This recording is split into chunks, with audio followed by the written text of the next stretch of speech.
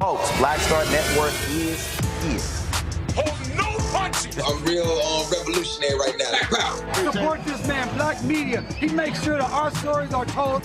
Thank you for being the voice of Black America, Roland. Stay black. I love y'all. All momentum we have now, we have to keep this going. The video looks phenomenal. See, there's a difference between Black Star Network and Black-owned media and something like CNN. You can't be Black-owned media and be scared. It's time to be smart. Bring your eyeballs home. You dig?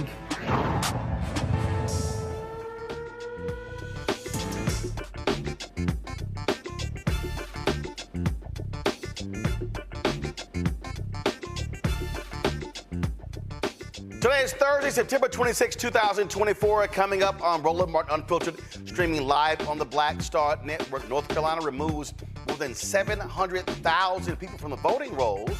We'll explain exactly what is going on in the Tar Heel state.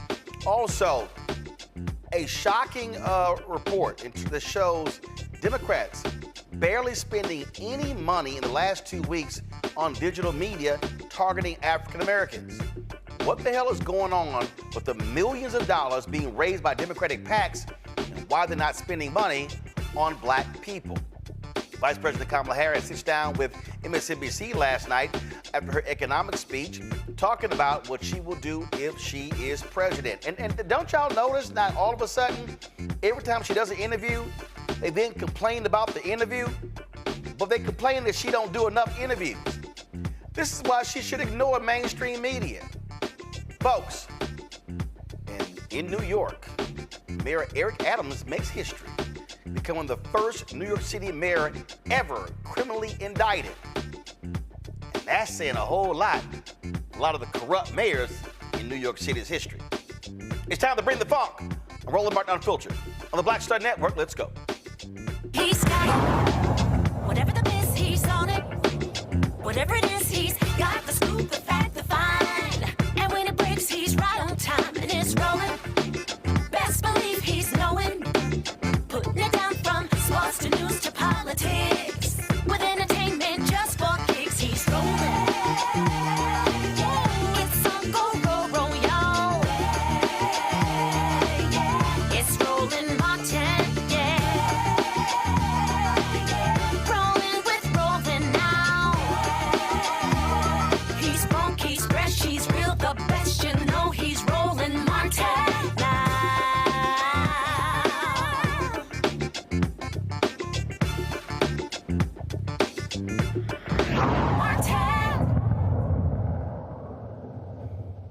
All right, how many times have y'all heard folks say, oh, Biden, Harris, they ain't doing nothing for Black people? You don't see them doing anything to address police brutality and what's happening with all these cops out here? Now, I done told y'all that's a flat-out lie on many occasions. The Department of Justice under Biden, Harris has been the most aggressive civil rights division since Robert Kennedy was Attorney General. Today, the DOJ announced what has been taking place, the blatant racism taking place in Lexington, Mississippi. Folks, their findings show that the Lexington, Mississippi Police Department had a pattern of using excessive force, unlawfully jailing people, discriminating against Black people. This follows, of course, where their officers were busted and went to prison for brutalizing African Americans. Assistant Attorney General Kristen Clarke, who heads the Civil Rights Division, details the investigation's results during a Zoom call today with news media. Watch this. We are here today to announce the findings from our pattern or practice investigation into the city of Lexington, Mississippi, and the Lexington Police Department. We find reasonable cause to believe that the Lexington Police Department and the city of Lexington engage in a pattern or practice of conduct that violates the First, Fourth, and 14th Amendments of the Constitution, the Safe Streets Act, and Title VI of the Civil Rights Act of 1964. Specifically, we find that the Lexington police use excessive force, unlawfully stop, search, and arrest people, including by jailing people on illegal, quote, investigative holds, end quote, unlawfully jail people without affording prompt access to court, violate the rights of people engaged in free speech and expression, including by retaliating against critics of the police, and unlawfully discriminate against Black people. The department also unlawfully arrests, jails, and detains people based on their failure to pay money without assessing their ability to pay. Unlawfully arrests people just because they owe outstanding fines, and imposes money bail without justification and again without assessing ability to pay. The fact that fines and fees fund the department drives its law enforcement, resulting in a crude policing for profit scheme. The Lexington Police Department operates under an unconstitutional financial conflict of interest. Lexington's focus on revenue and its overly aggressive form of policing leaves the people of Lexington feeling harassed, helpless, and hopeless. For example, on the day that we opened our investigation, Lexington officers chased a man down and tased him until he foamed at the mouth. In the previous months, police officers had repeatedly arrested the man for minor offenses that most police departments would have handled with a ticket. For stealing sugar packets from a gas station, the man spent 13 days in jail. He spent 4 days in jail for taking a second cup of coffee after paying for the first. Each time, the Lexington police kept him in jail because he could not afford to pay the fines or the $50 processing fee Lexington charges for every arrest. Especially for a person in poverty, these fines are no small thing.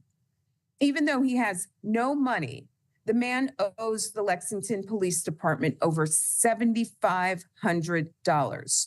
At no point did the police or city assess his ability to pay those fines. In America, being poor is not a crime, but in Lexington, their practices punish people for poverty. We cannot stand for the criminalization of poverty in this country. On February 29th, we provided official notice to Lexington city officials and the police department about our concerns regarding illegal arrests and detentions that penalize people for lacking resources. Lexington has made modest changes, but as today's findings show, more meaningful reform is necessary. Lexington's fines and fees have been absolutely devastating for the people who live there. Although Lexington is one of the poorest counties in America, people owe the police department $1.7 million in outstanding fines.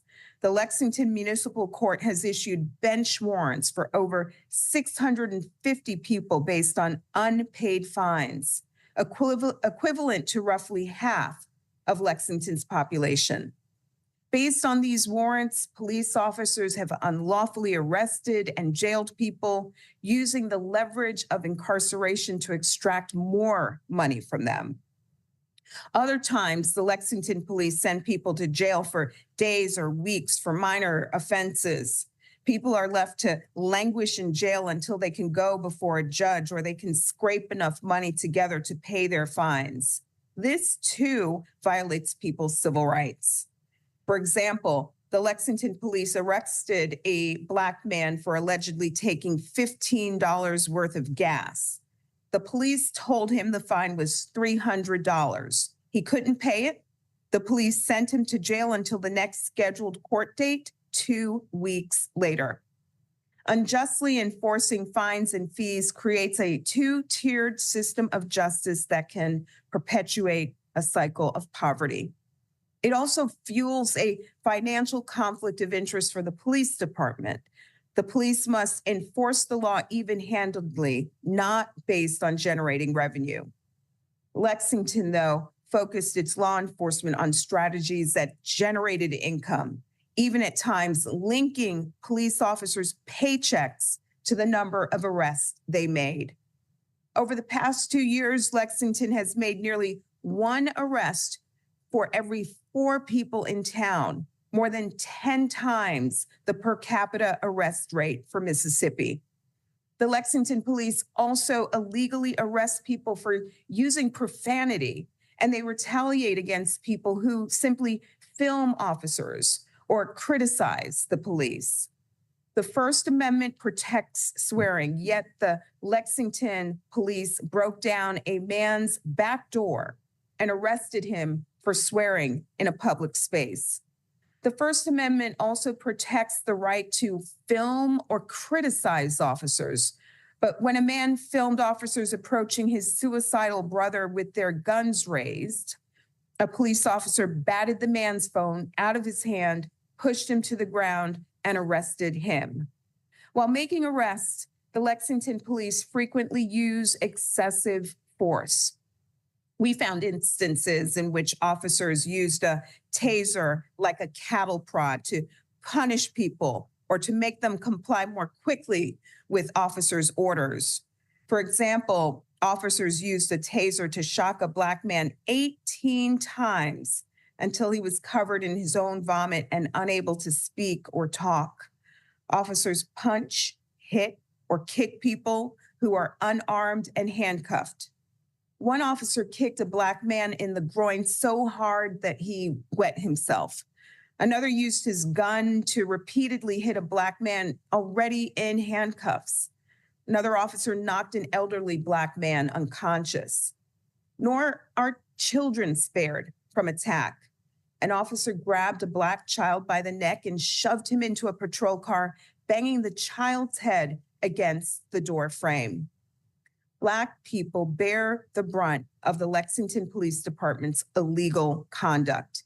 Lexington's former police chief, Sam Dobbins, who regularly spoke disrespectfully to Black men, set in motion the aggressive enforcement of low-level violations. Dobbins left the department when recordings of him using racial slurs were released. Officials told us that with Dobbins gone, so too was the problem.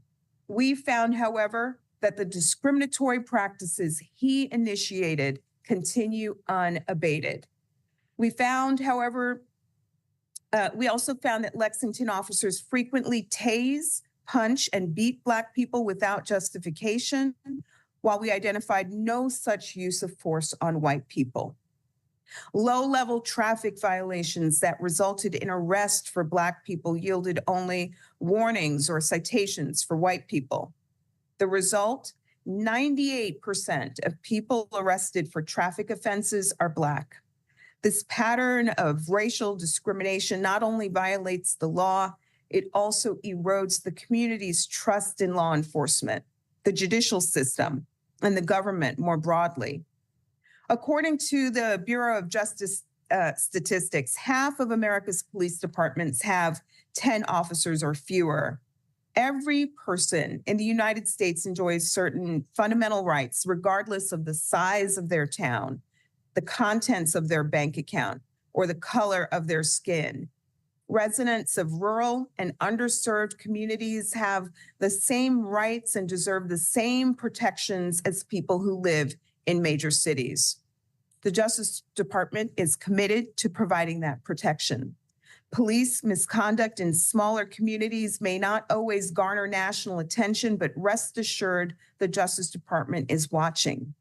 No city, no town, no law enforcement agency is too large or too small to evade our efforts to safeguard the constitutional rights that every American enjoys. Small and mid-sized police departments must not be allowed to violate people's civil rights with impunity. Lexington is a small rural community, but its police department has had a heavy hand in people's lives, wreaking havoc through use of excessive force, discriminatory policing, retaliation, and more. For too long, the department has been playing by its own rules and operating with impunity. It's time for this to end. To the people of Lexington, I want you to know that we heard you, we listened to your testimonies, and we thank you for having the courage to speak up. The Lexington Police Department and the city of Lexington have agreed to cooperate with the Justice Department to address the serious challenges we outlined today as we begin the hard, essential work of rebuilding trust and restoring equal justice under law. We need to continue to hear from the Lexington community in the coming days and weeks. We stand with the people of Lexington to extend justice to all its residents, rich and poor, regardless of their race. I need every black man and every black woman who's even thinking about voting for Donald Trump to come here and pay attention to what I'm about to tell you right now. What you just heard from Kristen Clarke, who heads the Civil Rights Division in the Department of Justice under President Biden and Vice President Kamala Harris, is egregious. It is shocking. It is pathetic. It is degrading, and it is demeaning. And what you just heard would never happen under Donald Trump. Let me remind y'all, Donald Trump, when he went to the Oval Office, he named Jeff Sessions his Attorney General. They tried to get out of the Baltimore consent decree. A federal judge and the city said, absolutely not. They tried to get out of a consent decree in Chicago. Jeff Sessions literally said, and we're going to find a clip for y'all, we need to pull back on these police and patterns and practices investigations because the cops are suffering from low morale. Bill Barr, who replaced Jeff Sessions, said the exact same thing. So how can you call yourself somebody who cares about black people, and you care about justice, and you care about equality, and you know damn well that there is a 180-degree difference between a Trump Department of Justice and a Biden-Harris Department of Justice? And there's going to be a big difference between a Trump-Vance Department of Justice and a Harris-Walz Department of Justice. The facts are there. This administration has had more than a dozen police pattern and practices investigations. They have been investigating police departments all across the country. They have been putting rogue cops in prison. They have been putting individuals committing hate crimes in prison.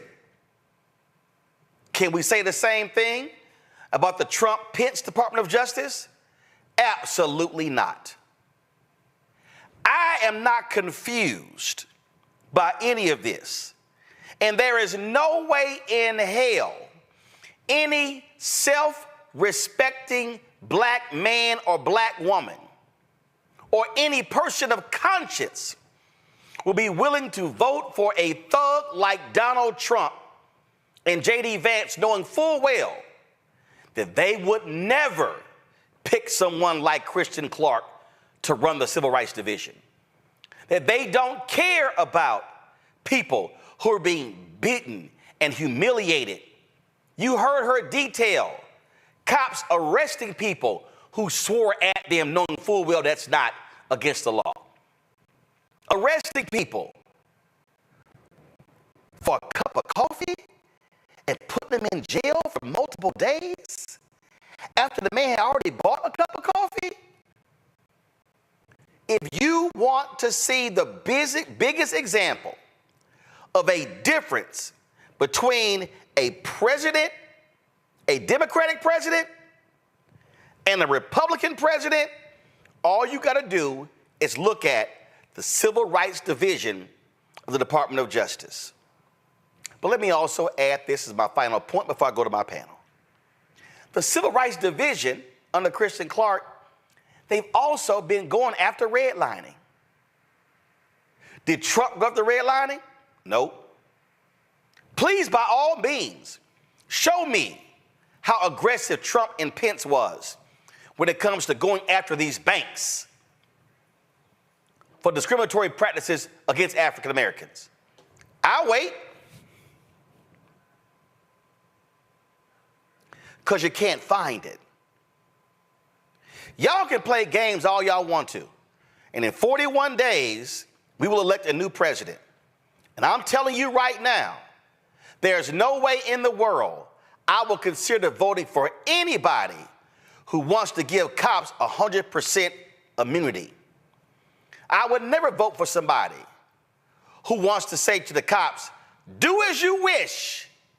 Whatever you want to do, knock some heads if you want to. And you just heard how this small police force in Lexington, Mississippi, and this ain't just Lexington, Mississippi. This is police forces in small towns, in rural America, in big cities, red and blue, need an aggressive Department of Justice overlooking them. Black man and black woman, do not be fooled. All you brothers out there talking about, yeah, Trump gonna put that money in my pocket. I'm gonna get some stimmies. No, you're not. But I can guarantee you this, he gonna bring back stop and frisk.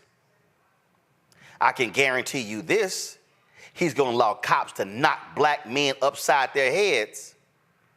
So y'all go ahead and play around if you want to. And don't come crying, if he wins, don't come crying later. Oh my God, where's Ben Crump? Where's Harry Daniels? Where's Lee Merritt? Can I take, where's Reverend Al Sharpton? Where's the NAACP? You gonna say that if you sit your ass at home? You gonna say that if you vote for Trump?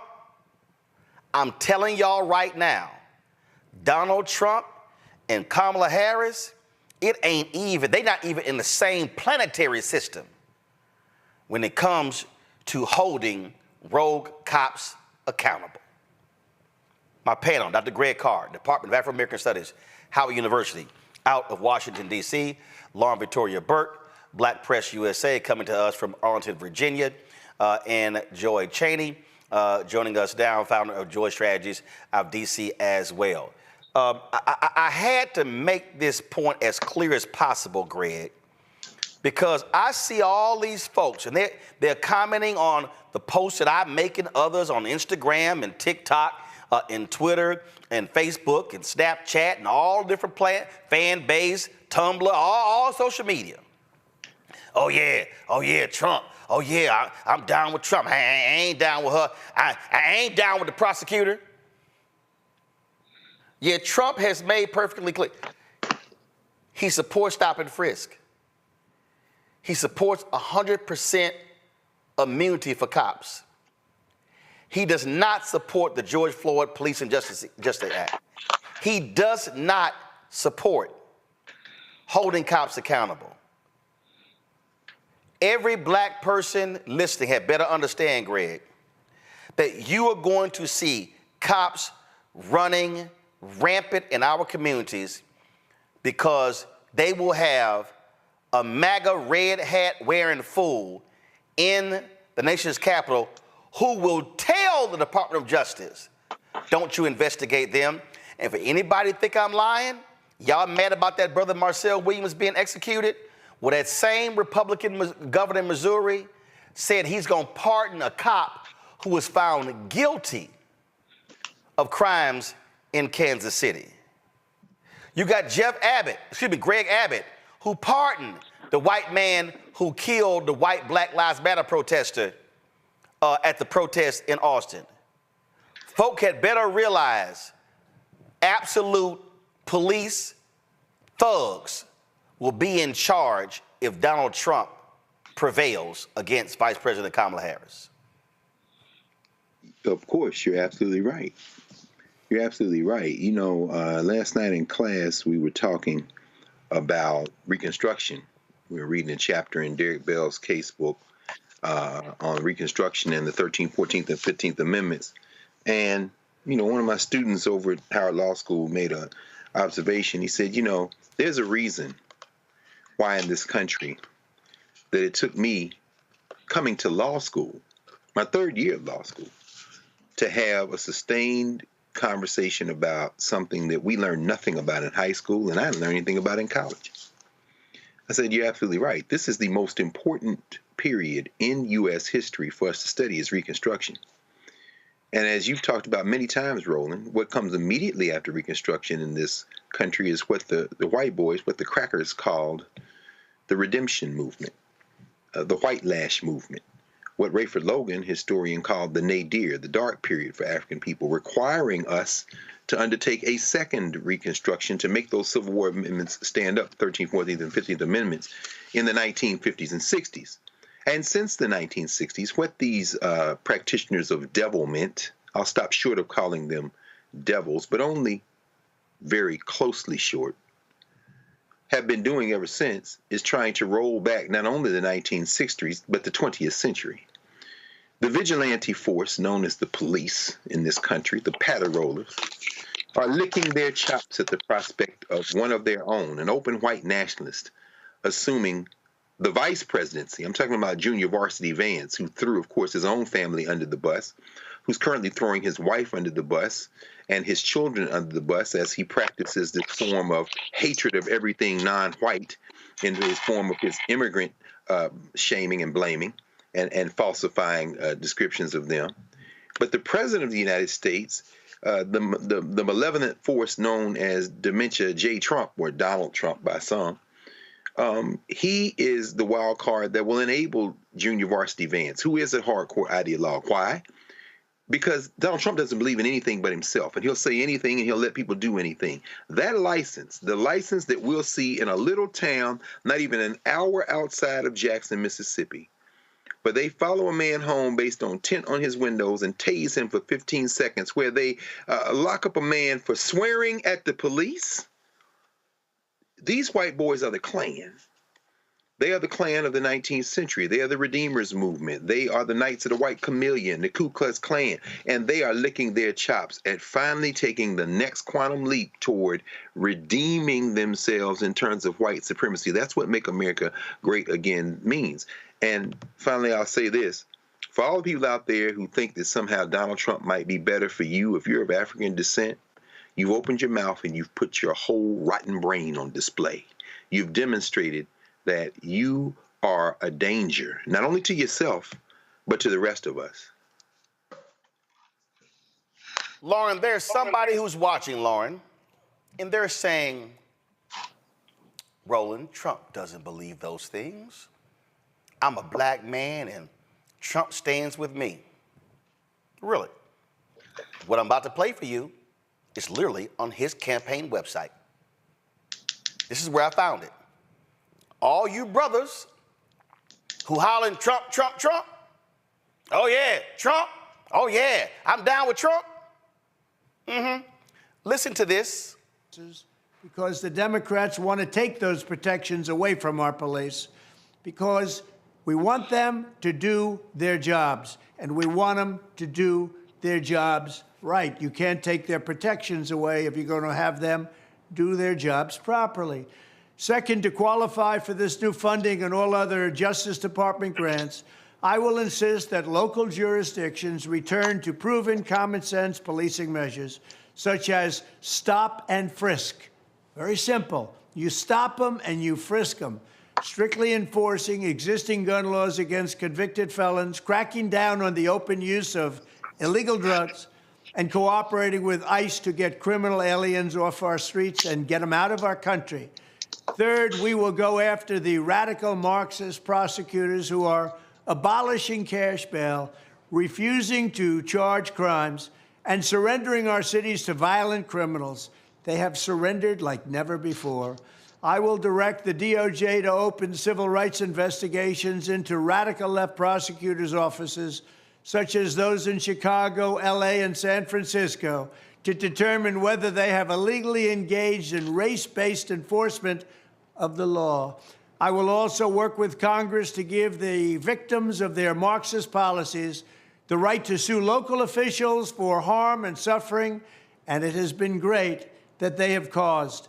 If your small business is pillaged because shoplifting goes unpunished, if you're brutally attacked by a violent felon released without bail or bond, then you will be entitled to massive damages.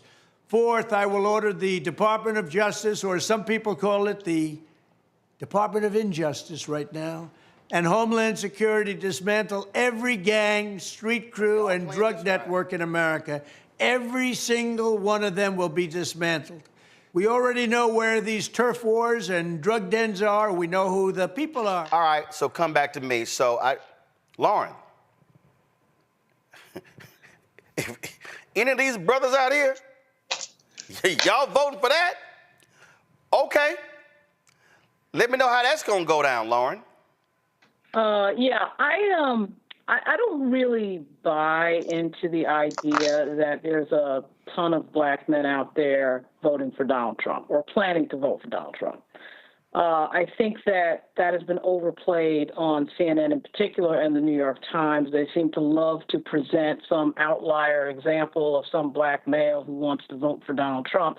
And then when the election actually happens, which we have now two examples, 2020 and, of course, 2016, that show us that, of course, the most dedicated group for the Democratic Party is black women, followed by black men. And so in talking with Mondale Robinson and other people who know a hell of a lot more about this than I do, I'm not seeing what I would consider to be hard evidence that there's a ton of black men out there burning to vote for this lunatic that is running for president again.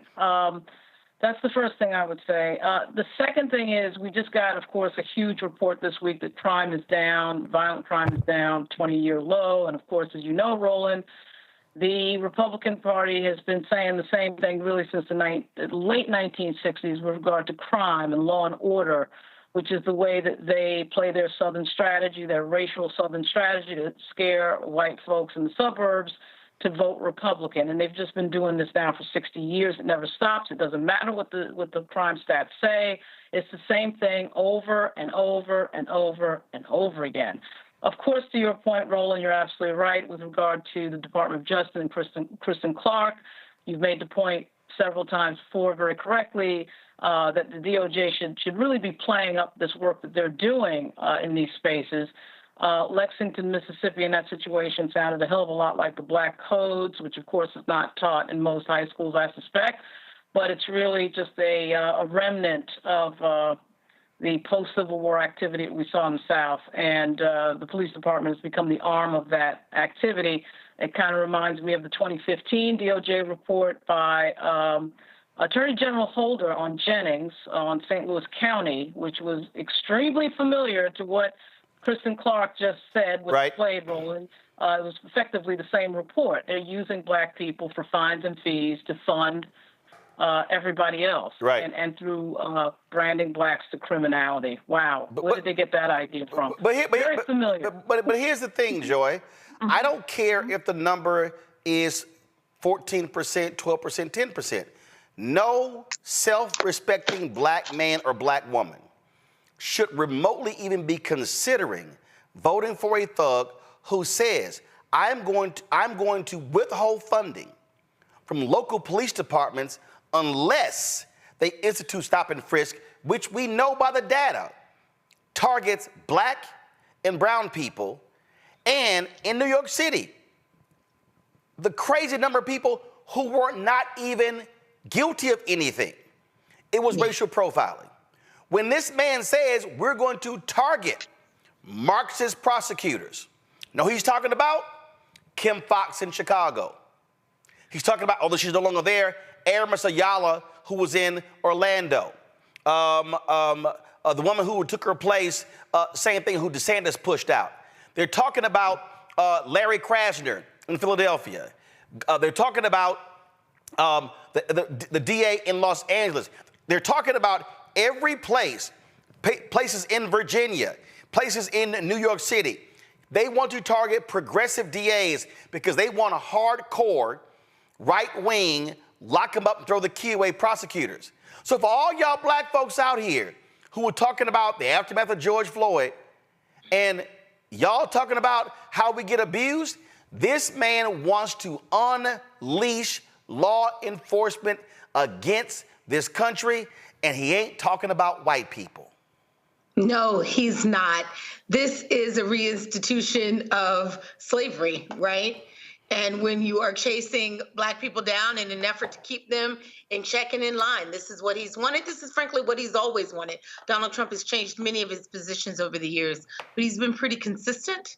When you look at how he treated Central Park 5, some of the other positions he has taken, this person is not someone who cares about the average rank and file person who may come in contact with the justice system. In fact, he wants to unleash the justice system on all of those people, and in particular on Black and brown people. And poor whites, he'll get you too.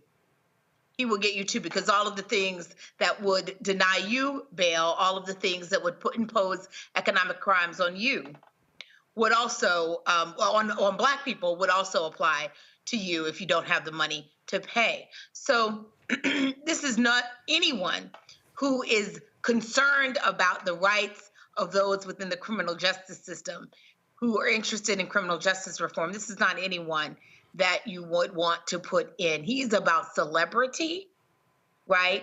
And he's about tricking you and thinking that you are not paying attention. And so, that's what this is about.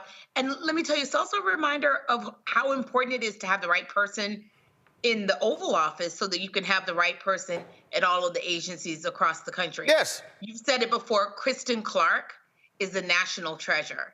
She has single-handedly sought justice for communities of color who have been abused. And let me tell you, if you are a community who is being abused out there by your police department, she has avenues for you to alert the Justice Department so that they can look into it. This is a person committed to justice. Again, for everybody to understand, the president appoints the attorney general. The attorney general picks his or her team, and so who heads the Civil Rights Division, who heads the SEC, who heads, we could go on and on and on. So don't think for a second, folks, that who you vote for the presidency doesn't matter. That's who heads the EPA, Health and Human Services, the Pentagon. We can go on and on and on. So I'm going to say it again. No self-respecting Black man or Black woman should even remotely be thinking about voting for Donald Trump when that man plans to unleash law enforcement against Black people in this country. And let me be real clear. I know some of y'all are saying, oh yeah, well, put the thugs in jail. 90% of those people who were going through stop and frisk, they were innocent. Oh, let me go ahead and add this. Let me say this right here. Black men, I've been seeing a whole bunch of y'all tweeting about the execution in Missouri. I've been seeing a lot of y'all tweeting about Kamala Harris. She ain't say a word when that Black man being put to death. Y'all overlooked the fact that it was a Democratic DA who wanted the man taken off of death row. Y'all forget that it was a Republican Attorney General who stopped him, a Republican governor who stopped him, a Republican state Supreme Court who said move forward with the execution, a Republican U.S. Supreme Court that moved forward. But you may be asking, well, Roland, why are you bringing up executions and Donald Trump? Now, y'all remember, this was the ad that he took out right here. Now, first of all, no, this is Yusef Salaam's response, but I need y'all to remember, this is Yusef Salaam responding to Donald Trump. Donald Trump wanted to kill the Central Park 5. He said the death penalty, they deserve the death penalty. Okay, why am I bringing that up? Donald Trump lost in 2020. Y'all know what he did? He told Bill Barr, who could we execute? Again, I want all y'all brothers. I've been seeing y'all tweets. I've been seeing y'all posting. I want all y'all brothers who've been talking all that trash. I want y'all to answer this for me.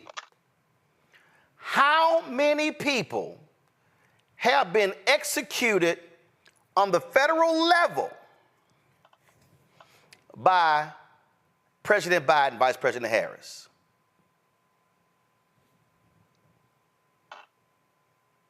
Zero. I want all y'all brothers and some of y'all sisters. I've been seeing some of y'all tweets too, especially y'all FBA ADOS folk.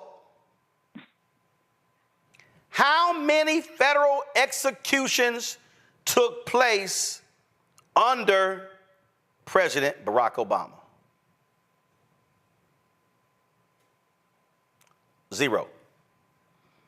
Now, I want all of y'all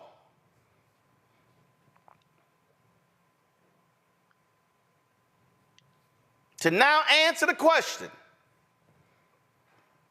how many executions took place under Donald Trump?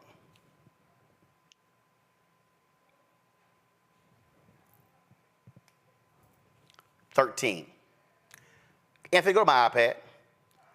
This is a Rolling Stone article. Trump's killing spree, the inside story of his race to execute every prisoner he could. Look at this right here. Black man and black woman, before 2020, there had been 3 federal executions in 60 years. Then Trump put 13 people to death in 6 months.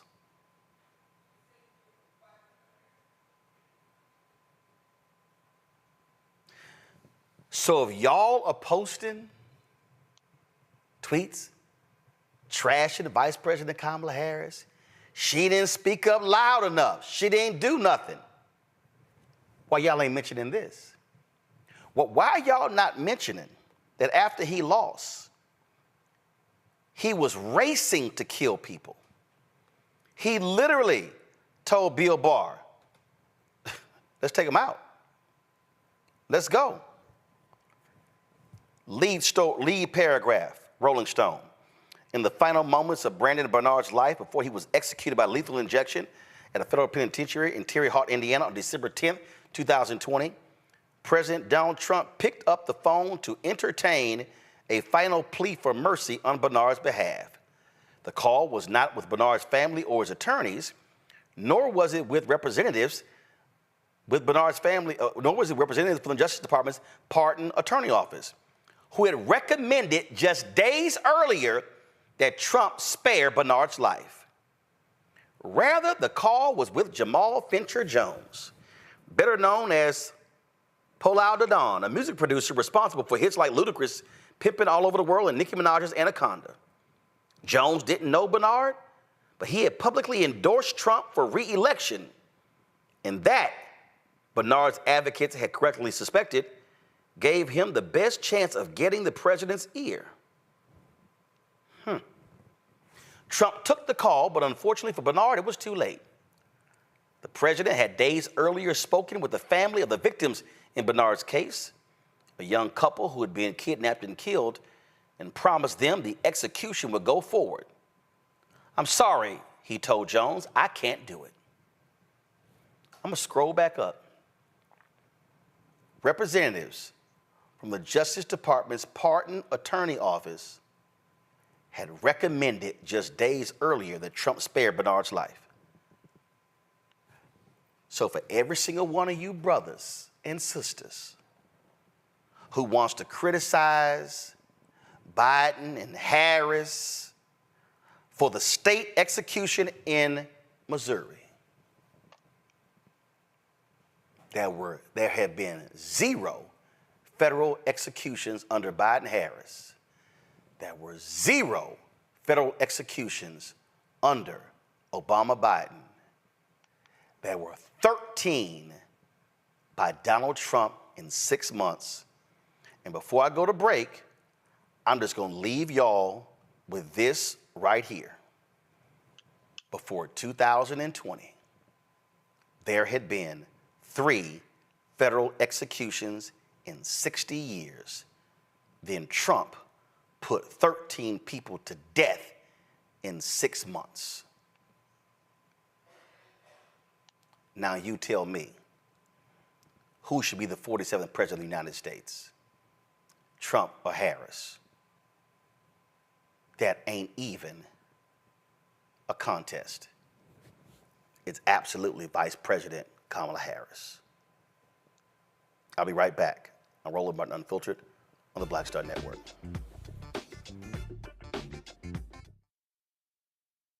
He told us who he was. Should abortion be punished?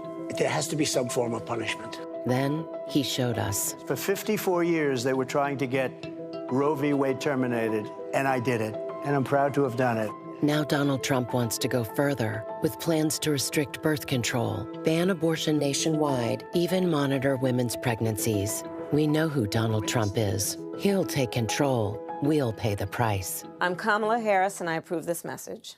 Bob and I both voted for Donald Trump. I voted for him twice. I won't vote for him again. January 6th was a wake-up call for me. Donald Trump divides people. We've already seen what he has to bring. He didn't do anything to help us.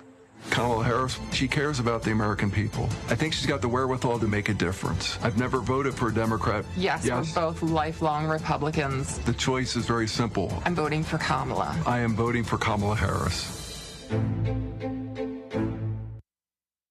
In 2016, Donald Trump said he would choose only the best people to work in his White House. Now those people have a warning for America. Trump is not fit to be president again. Here's his vice president.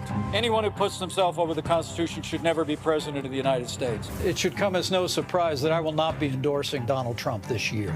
His defense secretary. Do you think Trump can be trusted with the nation's secrets ever again? No. I mean, it's just irresponsible action that places our service members at risk, places our nation's security at risk. His national security advisor. Donald Trump will cause a lot of damage.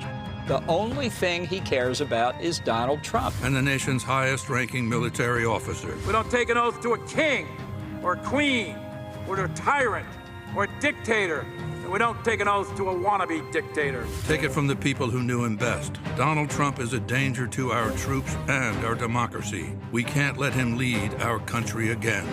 I'm Kamala Harris, and I approve this message. IVF is a miracle for us because it allowed us to have our family. After having my daughter, I wanted more children, but my embryo transfer was canceled 8 days before the procedure. Donald Trump overturning Roe v. Wade stopped us from growing the family that we wanted. I don't want politicians telling me how or when I can have a baby.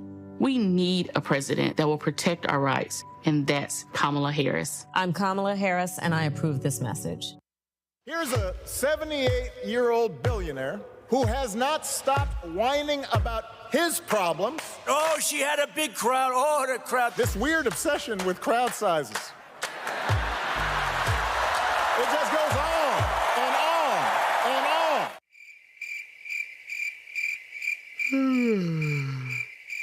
America's ready for a new chapter. We are ready for a President Kamala Harris. I'm Kamala Harris, and I approve this message. The overturning of Roe almost killed me. I had a blood clot in my uterus that caused my labor to have to be induced because of the overturn of Roe v. Wade. I wasn't able to get life-saving treatment sooner. I almost died. And that's because of the decision that Donald Trump made. I was able to get Roe v. Wade terminated, and I'm proud to have done it. The doctors and nurses were afraid that if they treated me in the incorrect way, that they would be prosecuted for that. And that's appalling. Donald Trump says that women should be punished. Do you believe in punishment for abortion? There has to be some form of punishment. For the woman? Yeah. I believe that women should have reproductive freedom to make the choices about their own bodies. 4 more years of Donald Trump means that women's rights will continue to be taken away one by one by one by one. This has to stop because women are dying. I'm Kamala Harris, and I approve this message. What's up, everybody? It's your girl, Latasha from the A. And you're watching Roland Martin Unfiltered.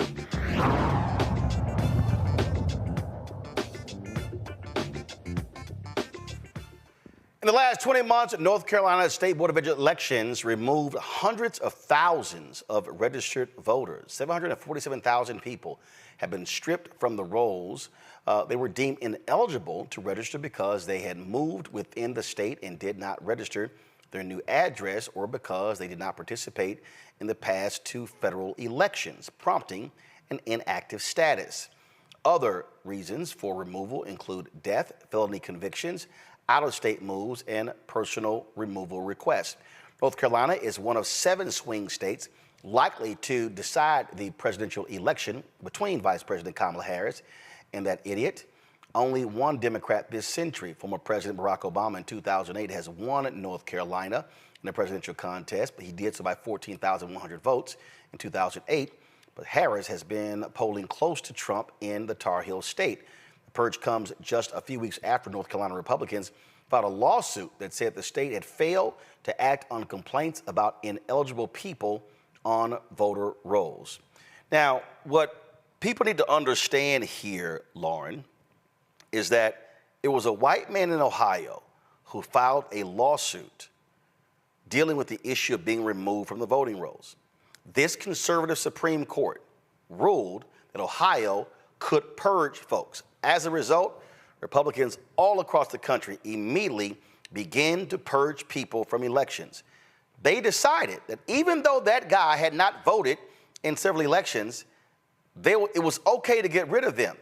Now, that still, to me, is dumb, that you're purging people because they did not vote in a couple of presidential elections.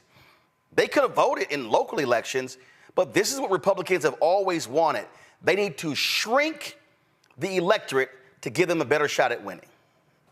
Yeah, and then they need to not change any of their policies to expand the electorate for their party, which they refuse to do. For some reason, they always refuse to expand their ideas or their policy ideas to get more people under the tent of, of their party. So, it's a strategy, of course, of shrinking the electorate joined with never changing anything policy-wise. And really, with the MAGA Republicans, they're floating into a zone here of really not having any policies. They just have this sort of strongman, dictatorial style of their MAGA leader, Donald Trump, sort of standing there, not really talking in any policy detail.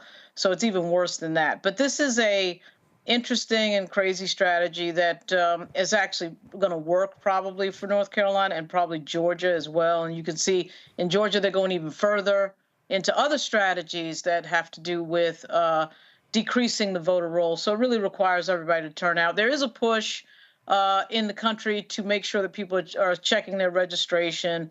So with early voting in particular, that's a big advantage because you have time to check your registration. You're not waiting for November 5, 40 days from now to see if you're on the rolls. But it's an unfortunate new strategy on the Republican side. See, Joy, the reason I wanted people to understand that lawsuit, again, it was a white man in Ohio, and Republicans, boy, they wanted the Supreme Court to allow them to remove folks from the rolls who have not voted, and they have been using that from Florida and Texas and North Carolina. You could go on and on and on, the places where they have been using that, because if they have openly stated, if we shrink the voting rolls, if we get rid of ballot drop boxes, if we require voter ID. I'll never forget, in 2012, a leading Republican legislator in Pennsylvania stood up and publicly said, Mitt Romney is going to win Pennsylvania because of voter ID. That's right. That's right. And by the way, these are not new strategies. These are iterations, modern iterations of the same old Jim Crow strategies. Any attempt to keep you from voting. And then, what is new then, now they're adding it such that even when you vote, even if you win, if you don't win about big enough margins, they might try to undo the election or not see electors. So these folks are committed. But here's what we do. I don't want us to focus. The lawyers are going to take care of these things. We have to talk about them, but I want you to focus on what you have to do. As we already said, you got to check your registration. You cannot wait until election day to vote. I know somebody, I like to vote on election day. It's about what you like. It's about getting out in front and making sure that no one can rob you of your vote. So vote early, bring other people to vote early, check your name on the roll if you are a woman and you have a hyphenated name, or if you've recently changed your name, if you've recently moved, anything, check your registration status. Make sure you have everything that you need and bring your ID to the polls, even if you don't have to. You want to take every redundancy to make sure that you can vote. They are taking every redundancy to make sure that your vote won't matter. So you have to do your part because margins will matter. And we need to flood the system with voting in higher numbers so we can undo what they have planned. That is what is critical right now. So yes, not surprised, but we can outsmart them. So, Greg, I want to talk about this as well. Go to my iPad. Ari Berman posted this tweet, and this is sort of tied to it. Trump won 53% of the vote in Ohio, but the GOP controls 67% of seats in the state house and 79% in the state senate. This November, Ohio voters can pass ballot initiative to finally end gerrymandering, direct democracy, key tool to fight rigged legislatures and protect key rights. Now, we saw in Wisconsin, when Democrats got the 4th seat on the state Supreme Court, how they attacked gerrymandering as well. And so these ballot initiatives are so important because Republicans have been fighting it. And the reason they're doing a ballot initiative there, the voters had already voted on this, and the legislature in Ohio totally ignored them. Same thing happened in Michigan. They were like, nah, you can't do it. And Republicans are ignoring the will of the people in Utah. So even when you use democracy, they're like, yeah, we don't care. We still got the power. Absolutely. I echo everything that Lauren and Joy have said. And Joy, has said it. I mean, they're committed. These white nationalists know that it's the end of their funky dream. We're going to break their backs. The only question is when. It'd be better to break their backs politically this election cycle. And I think our early voting starts in North Carolina next month, October, 17th through the 2nd of November. You got to check your voter registration. And yeah, I'm a person who votes on the day. I'm in Maryland, but I have since I was 18 years old. But this year I'm voting early because there is no state that's safe in this funky settler state, in this funky settler colony called United States. There's no state that's safe. Not as has been reported by Greg Palast. He's got a new documentary out. These vote stealers, these vote attackers, these vote Nazis are out trying to knock everybody off the roll. I've been checking my registration, and I keep checking it until the day for early voting, and I'm going to vote. Not on the day, not on election day. In fact, wouldn't it be nice if we made November the 5th irrelevant? And when the hillbillies show up to try to mess with people as they stand in line, they find out they're the only ones in the line. Why? Because we all voted early. It's important to understand, and as you just you've talked to this guy before, and we've had him actually on the Black Table to discuss his book Laboratories of Autocracy. David Pepper, a former Ohio state legislator who has talked about this and has been screaming from the rooftops what they've been doing in Ohio. But this is the time for Cleveland and Dayton. This is the time for Columbus. This is the time for all of those folks in Springfield, Ohio, where Ohio University is, to go out and break the backs of these white nationalists by making sure that this ballot referendum passes and you can get rid of the gerrymander. The only way they have a chance to continue their white supremacist, their white nationalist fever dream is to steal your vote. 750,000 people knocked off the roll in North Carolina, 10% of the voting population knocked off the roll, an average of 1,200 voters a day, every day from the start of 2023 through August of this year in the funky state of North Carolina. That's because they know they can't win it fair and square. They have no interest in winning it fair and square. They are trying to literally run their funky ass dream through your chest by taking you off the rolls. I say you break their backs politically. You can make sure you register and get out there and vote early. Render November the 5th as irrelevant as we can. Absolutely. All right, folks. Hold tight 1 second. When we come back, ooh. Rough day for New York Mayor Eric Adams, indicted by federal authorities. We're going to break it all down with Ellie Mister with the Nation. He's up next. Folks, don't forget to support the work that we do. Join our Bring the Funk fan club. Our goal is to get 20,000 of our fans on average every year contributing at least $50. That's $4.19 a month, 13 cents a day. We don't have millionaires and billionaires and foundations and major advertisers pouring money into us. We've been making this thing work by going directly to the people for the past 6 years, and that's how we've been able to survive. So your support is critical. Now, we keep having issues with Cash App. We're trying to deal with them. They don't allow companies like ours to actually now use Cash App. They literally are deleting our Cash App accounts. They are putting caps, daily and weekly and monthly caps. They need to change it, but it's impacted us in a huge way, so we're still trying to deal with Square and a QR option is all back and forth. So the 4 ways to give to our show: check and money order, P.O. Box 57196, Washington, D.C., 20037-0196. PayPal is R Martin Unfiltered. Venmo is RM Unfiltered. Zelle, Roland at RolandSMartin.com. Roland at RolandMartinUnfiltered.com. We'll be right back.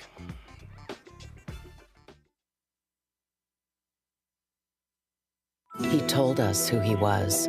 Should abortion be punished?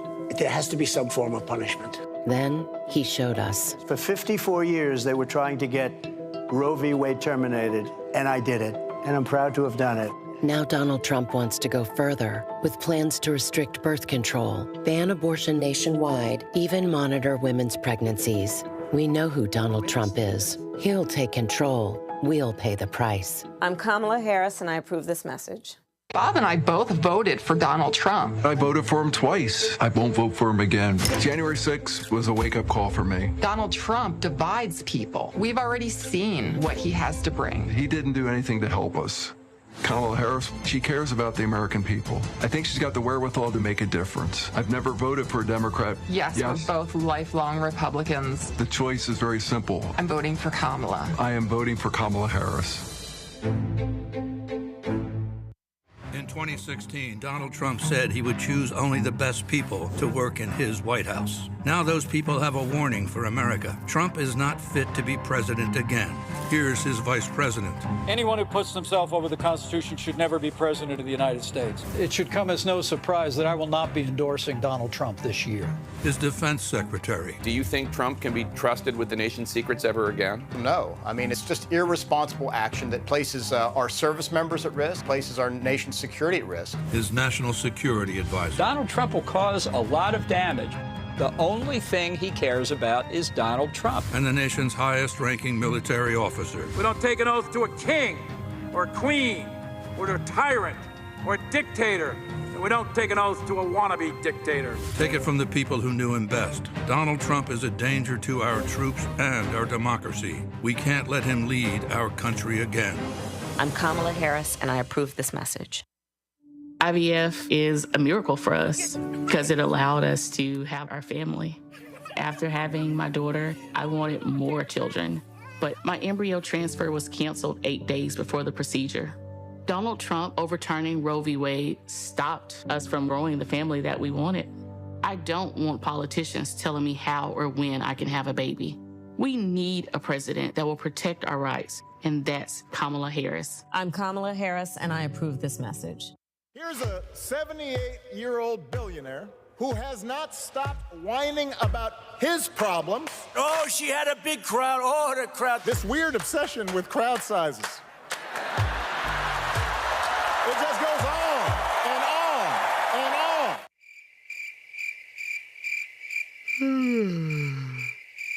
America's ready for a new chapter. We are ready for a President Kamala Harris. I'm Kamala Harris, and I approve this message. The overturning of Roe almost killed me.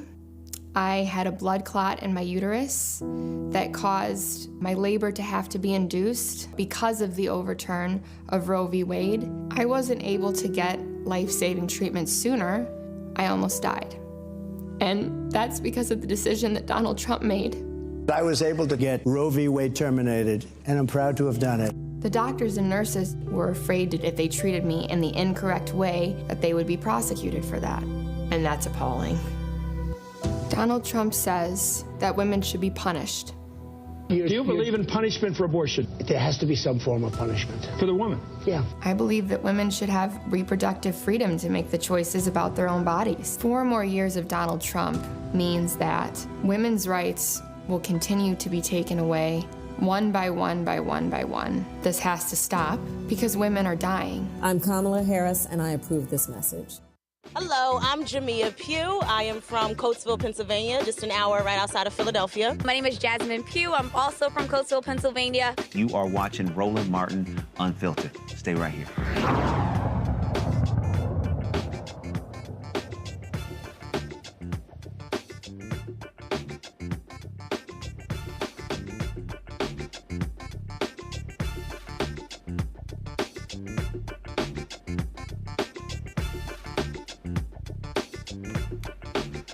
New York City Mayor Eric Adams becomes the first mayor in history to be criminally indicted. Today, the federal authorities unsealed the indictment against the first-term mayor. He faces 5 counts of bribery, campaign fund fraud, and other corruption. Here is the federal prosecutor supervising the Adams investigation, U.S. Attorney for the Southern District of New York, Damian Williams, laying out the indictment.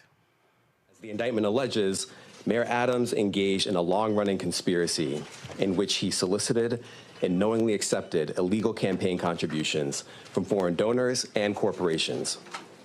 As we allege, Mayor Adams took these contributions even though he knew they were illegal, and even though he knew these contributions were attempts by a Turkish government official and Turkish businessmen to buy influence with him. We also allege that the mayor sought and accepted well over $100,000 in luxury travel benefits from some of the same foreign actors who arranged many of the illegal campaign contributions. These benefits included free international business class flights and opulent hotel rooms in foreign cities.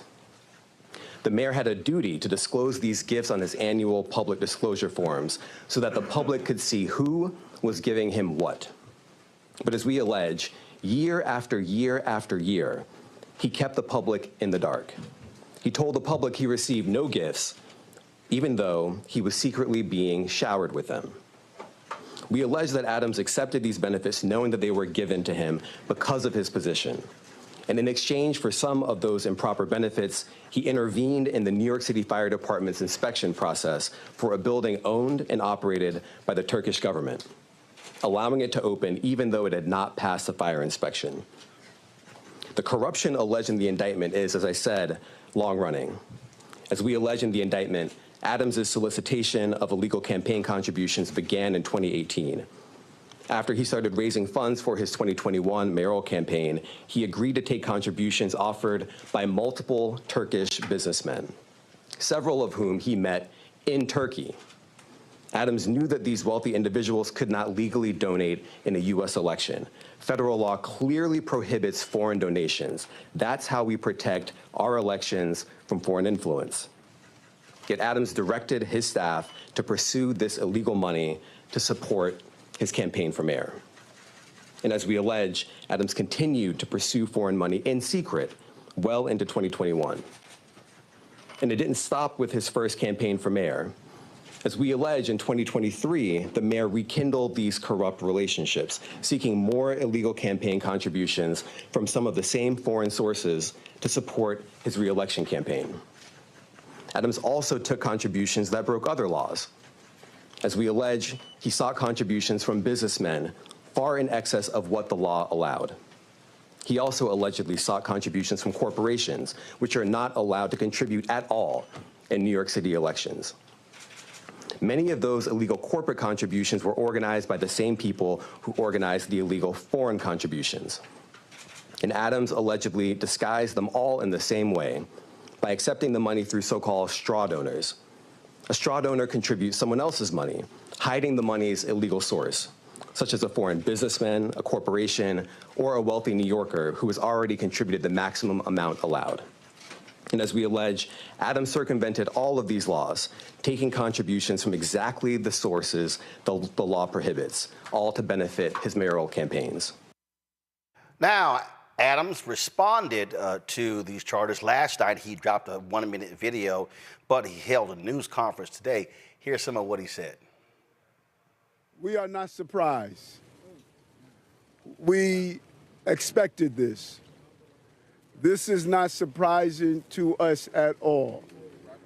The actions that have unfolded over the last 10 months, the leaks, the commentary, the demonizing, this did not surprise us that we reached this day. And I ask New Yorkers to wait to hear our defense before making any judgments. From here, my attorneys will take care of the case so I can take care of the city. My day-to-day will not change.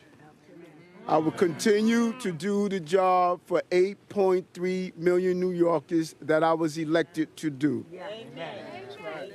And the 300,000 plus employees of our city government will continue to do their jobs, because this is what we do as New Yorkers.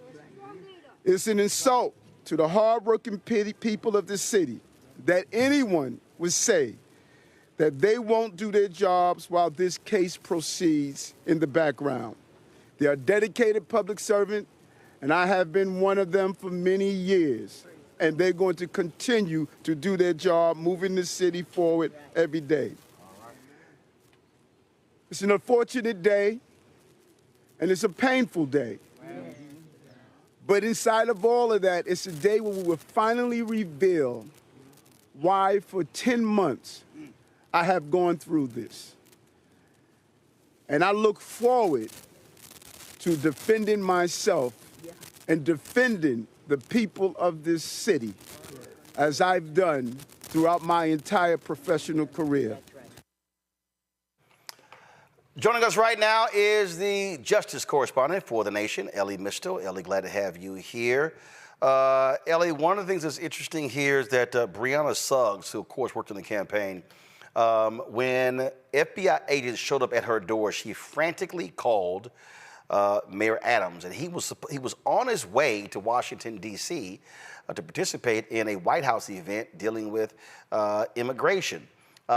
This is what the indictment says, Ellie. After learning that FBI agents had arrived at her residence, but before answering their repeated knocks at her door, the Adams fundraiser called Adams 5 times, even though the agents had not yet given the Adams fundraiser any indication of the purpose for their visit. When the Adams fundraiser then spoke with the FBI agents, she agreed to discuss many subjects, but refused to say who had paid for her 2021 travel to Turkey. As the FBI agents departed the Adams fundraiser's residence, Adams attempted to call the Adams fundraiser's phone. On the morning that the FBI agents executed this search, Adams had flown to Washington, D.C. for a publicized official meeting, but upon learning about the search, Adams canceled the meeting and immediately returned to New York City. Ellie, you've gone through this indictment. What do you make of it? Is Adams in some serious trouble? Yeah, so when you read through some of the text that the FBI has collected about Eric Adams and this general Turkish scheme, I'm reminded of the famous quote from The Wire where Stringer Bell asked the young Hopper, "Brother, is you taking notes about a criminal conspiracy?" That's pretty much what Adams and his people did. They, I think, fell for the false gospel of deletion, right? The idea that you can text something out there, then delete it from your phone, and it's gone forever, and nobody will ever know. And that's just not the case. So one of the most things in the indictment is when an Adams staffer says to Adams, to be on the safe side, you should probably delete all of our communications about this Turkish travel deal. And Adams responded, "Always do," which is a text the FBI and the Southern District of New York have. So like that's scope. That's kind of the scope of how deeply in trouble Adams is. So, for folks, first of all, so you have encrypted apps out there, okay? You have WhatsApp, you have Signal, things along those lines. First of all, Ellie, there are many people who believe that the FBI has a back door to the WhatsApp, and so you think you delete it. There are other apps like Signal, like Wire, and some others that, look, you have the Russian guy, I think he's a Russian guy, I forgot where he's from, over Telegraph, and they arrested him, and he was like, okay, I'll turn over everything to y'all. So some of those apps, they ain't WhatsApp. So bottom line is, you thought you deleted the stuff, you didn't. And in fact, this is also what they picked up on June 22nd, 2018, the same day as the fundraising event just described. The Adams staffer and the promoter discussed by text message a possible trip by Adams to Turkey. The promoter stated in part, fundraising in Turkey is not legal, but I think I could raise money for your campaign off the record. The Adams staffer inquired, how will Adams declare that money here? The promoter responded, he won't declare it, or will make the donation through an American citizen in the U.S., a Turk. I'll give cash to him in Turkey, or I'll send it to an American. He will make a donation to you. The Adams staffer replied, I think he wouldn't get involved in such games. They might cause a big stink later on, but I'll ask anyways. The Adams staffer then asked, how much do you think would come from you? The promoter responded, max 100,000. The Adams staffer wrote, 100K? Do you have a chance to transfer that here? We can't do it while Eric is in Turkey. To which the promoter replied, let's think. After this conversation, the Adams staffer asked Adams whether the Adams staffer should pursue the unlawful foreign contributions offered by the promoter. And contrary to the Adams staffer's expectations, Adams directed that the Adams staffer pursue the promoter's illegal scheme. That's the staffer saying, hey man, he ain't gonna do that because it's illegal. She said, hey bro, what you wanna do? He was like, yo, show me the money. So there are two legal things to pick up from that, right? One is how deep they've got Adams, because that Adams staffer, that person is state's evidence, right? You don't get that kind of information in your indictment unless that staffer has flipped as now telling all the stories about Eric Adams and what he said and what he directed them to do, right? But that also, therein lies the beginnings of what Adams' defense is going to be. Now, look, right now, he's in his Law and Order phase where he's like, it's all lies. And he's doing the Trump playbook right now. Of just, they're trying to get to me by trying to get to you by going through me and all that bullcrap. None of that is a sufficient legal argument. What his actual legal argument will be once he gets to court is going to be dependent all on those staffers. Hey, man, I didn't know what's going on. I didn't know where the money was coming from. That's all on them. It was up to them to make sure that these contributions were legal, right? Like that's going to be the core of his defense. Ignorance, right? Now, the reason why he's going to have a problem with that defense is all of the stuff in the indictment about his travel, right? The stuff about his travel is important, is illegal, but it's critical in establishing his knowledge and complicity in the scheme, because there is various allegations about Adams essentially paying economy class tickets on Turkish Airways, yet get first class or business class seats on Turkish Airways all throughout the globe, not just to Turkey, where he says literally Istanbul is always the first stop, but to Sri Lanka, to France, to China. He's always flying Turkish Air, and he's always in first class or business class, despite never paying for a first class or bus ticket. It is going to be very hard for Eric Adams to stand up in front of a New York jury and say that while he paid for an economy class ticket, he didn't know he was flying first class, right? Because that's the kind of thing you know. You kind of notice if you're in first class and ain't paid for it, right? Like that's just common sense. So when they're able to establish that, that's going to make it very hard for him to then say he didn't know nothing about nobody, right? So I think that's how they're going to get him when they go to trial. But again, he's going to try to blame all on his staffers. This one here, this probably was a goodie right here, Ellie. On November 6, 2023, FBI agents executed a search warrant for the electronic devices used by Eric Adams, the defendant. Although Adams was carrying several electronic devices, including 2 cell phones, he was not carrying his personal cell phone, which is the device he used to communicate about the conduct described in this indictment. When Adams produced his personal cell phone the next day in response to a subpoena, it was, quote, locked. such that the device required a password to open. Adams claimed that after he learned about the investigation into his conduct, he changed the password on November 5th, 2024, and increased the complexity of his password from 4 digits to 6. Adams had done this, he claimed, to prevent members of his staff from inadvertently or intentionally deleting the contents of his phone because, according to Adams, he wished to preserve the contents of his phone due to the investigation. But Adams further claimed he had forgotten the password he had just set and thus was unable to provide the FBI with the password that would unlock the phone. Now, Ellie, here's the first thing. So you changed the password so your staff would not go in and delete stuff. First question, why would your staff go into your personal phone and delete stuff if you were doing stuff legally? The second question is, how the hell you reset the password and now your ass can't get into your personal phone because you can't remember the digits? What's interesting? I mean, I'm smelling something real fishy.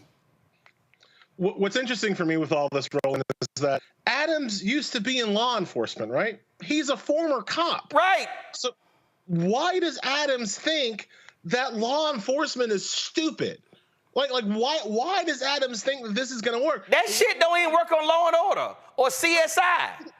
Like nobody's gonna buy that, and you would basically think that a former cop would be better at criming than Adams appears to be in this indictment, with nod and wink, just ridiculous arguments like, I forgot the password I just changed on my phone, and oh, my staff sometimes gets into my phone and deletes my activity. Who can know why? Like, who is that for? Who does he think is gonna buy this? And this, I think, goes to another kind of overarching theme of the indictment. Adams thought he was untouchable. Adams thought that nobody was going to come after him. And really, let's remember, Adams is now the first sitting New York mayor to be indicted on federal charges. But let's talk as adults here, Roland. Adam ain't the first New York City mayor to commit some federal crimes, all right? We can go back to John Lindsay, Jimmy Walker. We can go back to lots of New York mayors who did lots of shady stuff.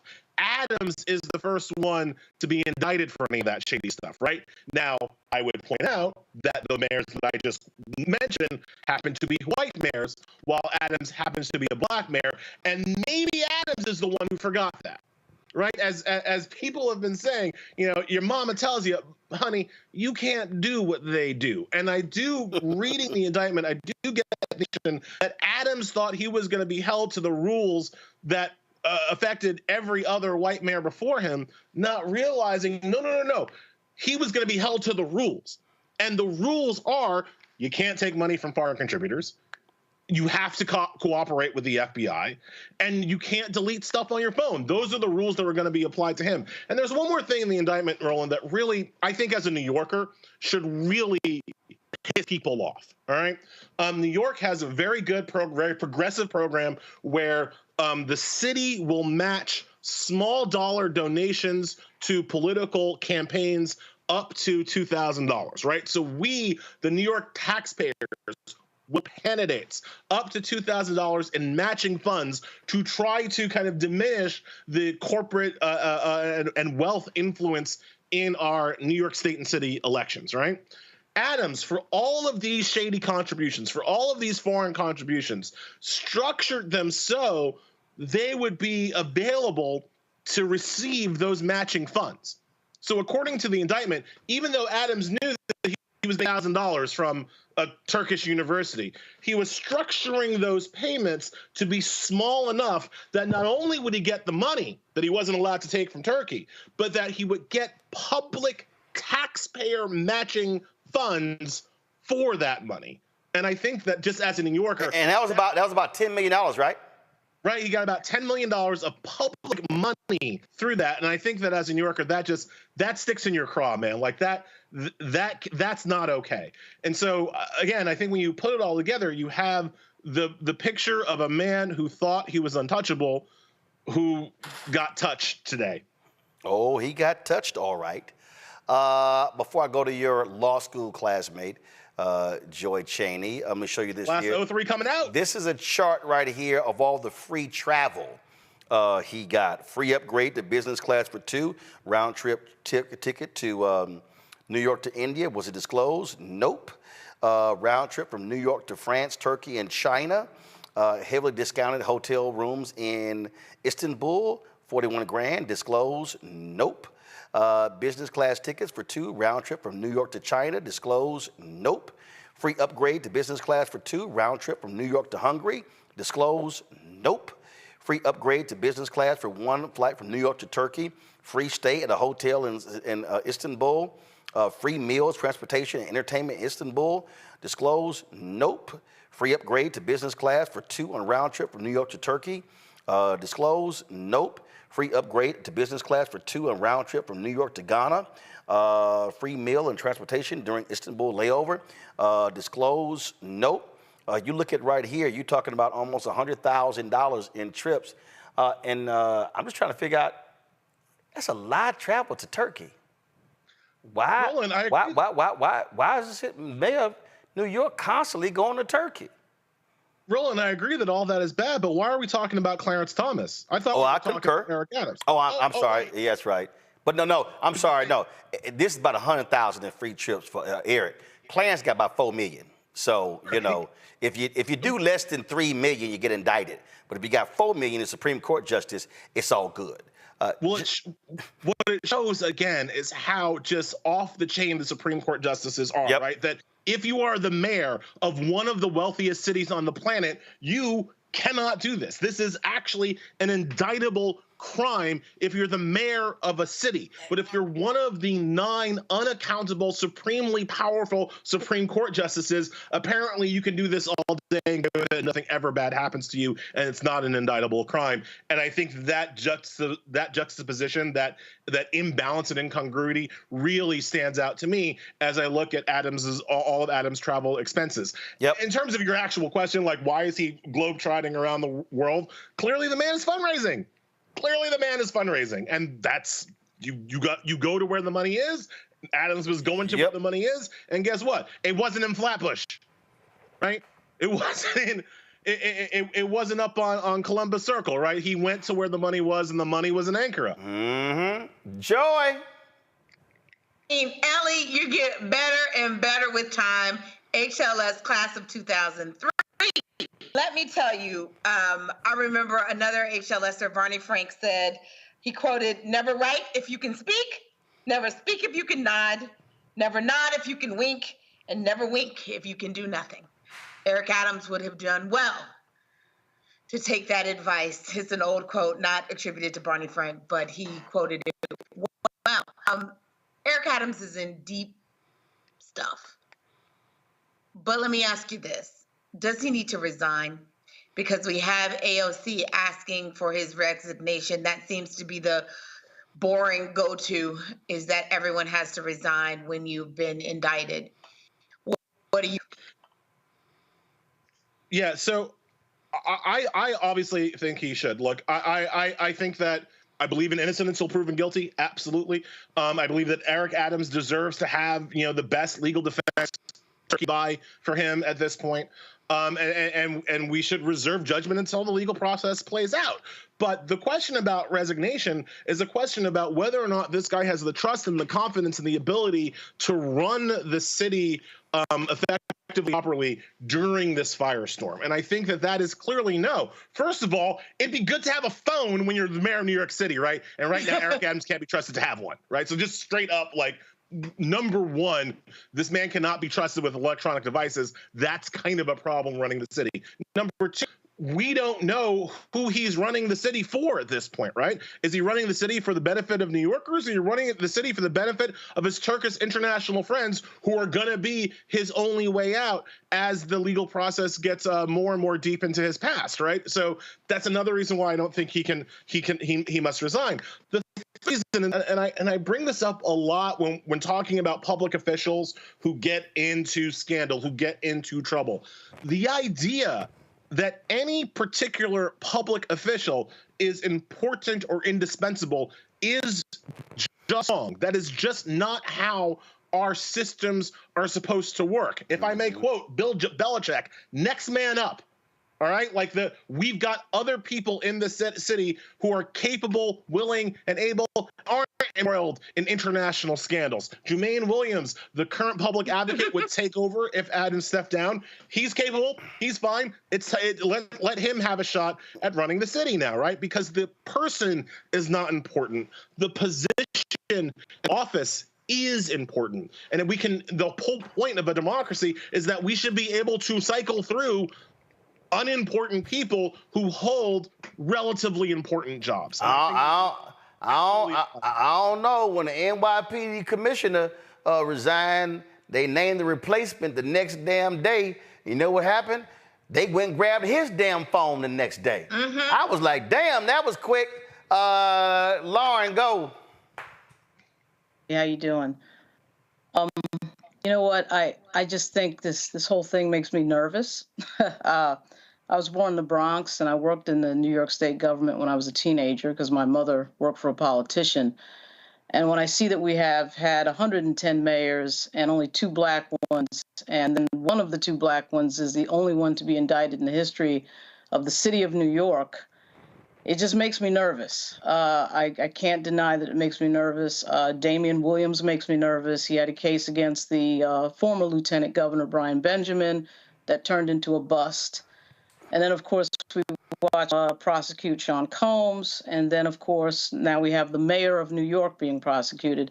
And even though I think that Sean Combs is a bad actor, and we know certain facts that are pretty obvious right now, certainly the video of him beating his girlfriend, et cetera, and so on. It's 3 different cases, of course, but anytime I see a black politician get prosecuted, I just get nervous. And I've read most of the indictment. I agree with so much of what Ellie has said, but at the same time, knowing history and COINTELPRO and the disparate treatment of black people in this country, it just makes me nervous.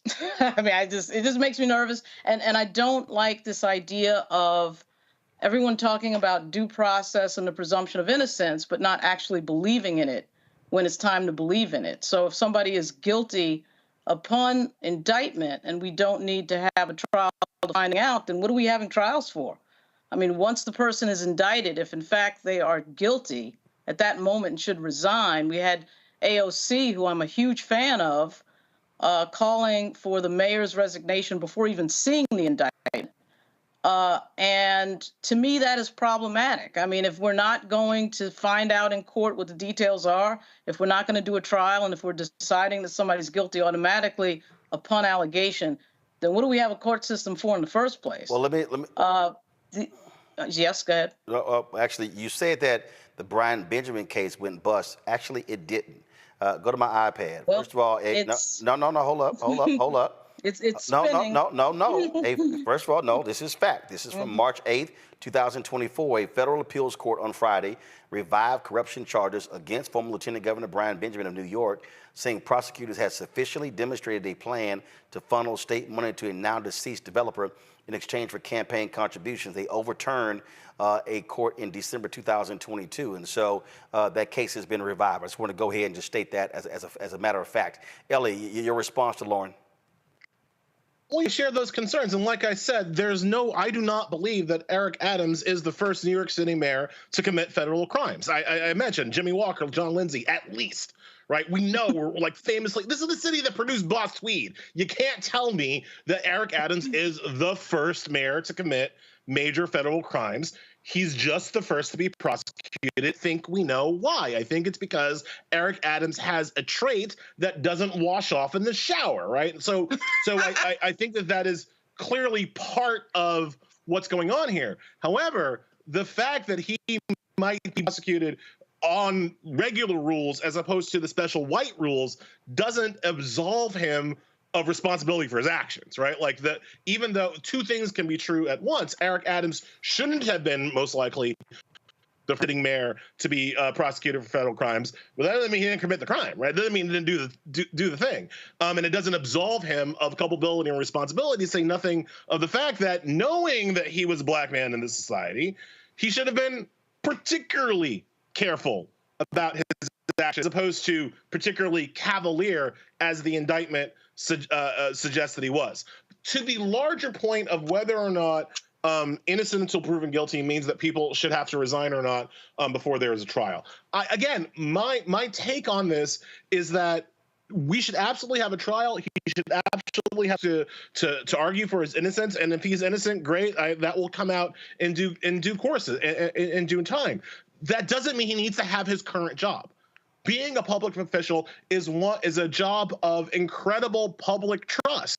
Right? And if you have dirt on you, even if it's the appearance of dirt, even if it's the whiff of dirt, you should maybe step aside and let people who don't have such dirt on them take the next forward. Because again, you are not important. It's your job that is important. It's your office that's important. So I believe in holding public officials to a higher standard, right? If Eric Adams was the CEO of my, video game company, I would say, no, he did his job until there's a trial, but he's not.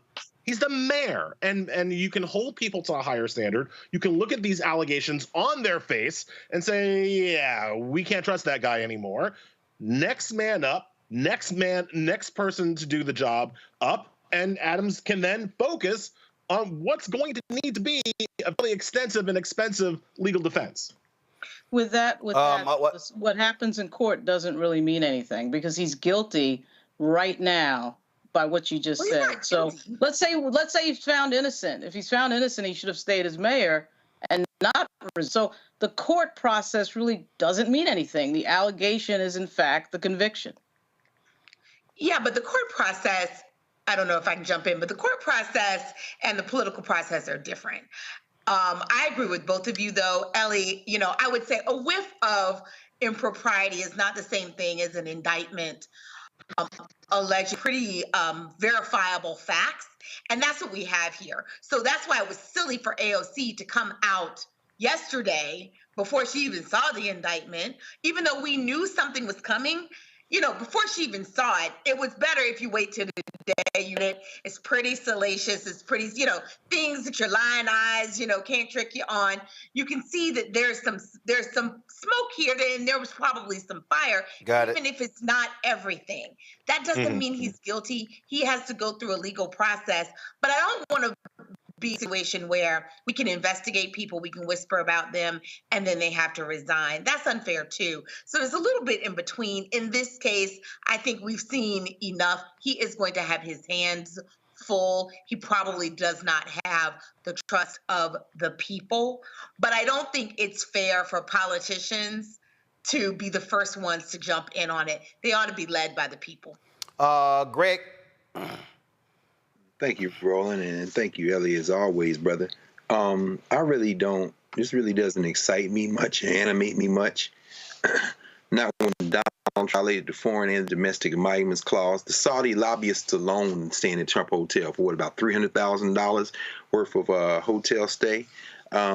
Clearly, the Supreme Court waits until January after he loses the election to say that the two cases are moot and that Congress didn't have standing in the third case. This is the United States of America. So the idea that somehow we're going to get animated because of the mayor of New York City, no, I would say this. Not only should he not resign, he should fight it until he gets his day in court. If for no other reason than if Governor Hochul takes him out or he resigns, that gives more fodder to the criminal enterprise called the GOP. And they've got a whole ass criminal sitting at the top who violated all kind of federal law. To set aside Harlan Crow's wholly owned boy toy Clarence Thomas. My question is more in the vein, thanks, Joy, for evoking it, the political side. I know that he has known Reverend Daughtry, Herbert Daughtry, for a very long time. And, you see Hazel Duke standing there, State President NAACP. How do you read those black clergy folk there, but particularly those elders? Because I got a lot of respect for Reverend Daughtry. Is this just a matter of being loyal to someone who they have known for many years? And how, before folks who don't know a damn thing about any of them start attacking them for being sellouts, and they gin up their mouths to say something crazy about these elders. How should we be thinking about in your mind those elders that we saw standing with him today? Well, that's a great question, Greg. So I want to answer it two ways. First, to your original point, make no mistake, what this indictment shows is that SDNY and the Department of Justice are fully capable of prosecuting somebody for foreign emoluments and related international crimes when they want to. And I think that there's no clearer distinction between what's happened in Adams and what didn't happen in Donald Trump than this indictment right here. SDNY can do the job when they want to. And it's very clear that with Trump, they didn't want to do that job. So I totally agree and kind of take that first part of your point. In terms of how to understand elders, people standing still with Adams in this moment, I think you value loyalty at some level, right? Like, I think you know the man, you've been with the man, you are going to stand, you're going to stand with him until the end, right? I expect that of most of my friends. I would stand next to most of my friends in that moment. I don't think that that's a political decision so much as it's a moral one in terms of like what kind of person you are. Are you the kind of person that's going to stand with your friends when they're taking heat, or are you the kind of person that runs away? And I think these are people who are going to stand with their friends. These are the people you want as your friends, right? So I don't think it impacts or tells us anything about them. I do think that it potentially tells us something about Adams and his willingness to put his friends through that, right? Because if it was me and they had me like this, I don't know. I would hope like this. I would hope that I would not then, hey, all my friends, come stand in front of me. So like, take some bullets. Like, no, like at some point you would hope that you stand up and be accountable for your own actions. Hey, man. You don't put your friends through that. Listen, Bill Clinton stood up there and said, I ain't do it. He had his female cabinet members saying, we with you. And then they had to cuss his ass out later. I remember there was a pastor in Arlington, Texas, Terry Hornbuckle. He stood with his attorney and his wife and church members. I did not do what I was convicted of. And then he was convicted of sexually assaulting, sleeping with women in the church on meth and all kind of other stuff. And so, listen, it's folk who have been found guilty and had no problem asking people to stand behind them when they asses were lying the whole time. But again, I mean, that happens. I don't care whether it's political people, whether it's preachers, whether it's sports people, it always happens. Like, I always think it's stupid when a politician do something and he cheating and they bring him and the wife out. I'm like, no, man, tell the wife she can stay at home. Your ass did it. That's just me. Yep. Elliot, we appreciate you breaking it down for us, my brother. Thank you so much. I love you all. Joy, so nice to see you again, always. And thanks for everybody for having me. All right, thanks a bunch. Folks, we're going to go to a break. We come back, we're going to talk about national security. A big-time general endorses Vice President Kamala Harris. And these foreign entities are still trying to impact the election, and they do not want to see Harris in the White House. Nola Hayes is up next with the Gumbo Report. Support the work that we do, folks. Don't forget, join the Bring the Funk fan club. Send your check and money order to P.O. Box 57196, Washington, D.C. 20037-0196. PayPal's R. Martin Unfiltered. Venmo's RM Unfiltered. Zelle, Roland at RolandSMartin.com. Roland at RolandMartinUnfiltered.com. Back in a moment. He told us who he was. Should abortion be punished? There has to be some form of punishment. Then he showed us. For 54 years, they were trying to get Roe v. Wade terminated, and I did it, and I'm proud to have done it. Now Donald Trump wants to go further with plans to restrict birth control, ban abortion nationwide, even monitor women's pregnancies. We know who Donald Trump is. He'll take control. We'll pay the price. I'm Kamala Harris, and I approve this message. Bob and I both voted for Donald Trump. I voted for him twice. I won't vote for him again. January 6th was a wake-up call for me. Donald Trump divides people. We've already seen what he has to bring. He didn't do anything to help us. Kamala Harris, she cares about the American people. I think she's got the wherewithal to make a difference. I've never voted for a Democrat. Yes, we're both lifelong Republicans. The choice is very simple. I'm voting for Kamala. I am voting for Kamala Harris. In 2016, Donald Trump said he would choose only the best people to work in his White House. Now those people have a warning for America. Trump is not fit to be president again. Here's his vice president. Anyone who puts himself over the Constitution should never be president of the United States. It should come as no surprise that I will not be endorsing Donald Trump this year. His defense secretary. Do you think Trump can be trusted with the nation's secrets ever again? No. I mean, it's just irresponsible action that places our service members at risk, places our nation's security at risk. His national security advisor. Donald Trump will cause a lot of damage. The only thing he cares about is Donald Trump. And the nation's highest-ranking military officer. We don't take an oath to a king or a queen or to a tyrant or a dictator. And we don't take an oath to a wannabe dictator. Take it from the people who knew him best. Donald Trump is a danger to our troops and our democracy. We can't let him lead our country again. I'm Kamala Harris, and I approve this message. IVF is a miracle for us because it allowed us to have our family. After having my daughter, I wanted more children, but my embryo transfer was canceled 8 days before the procedure. Donald Trump overturning Roe v. Wade stopped us from growing the family that we wanted. I don't want politicians telling me how or when I can have a baby.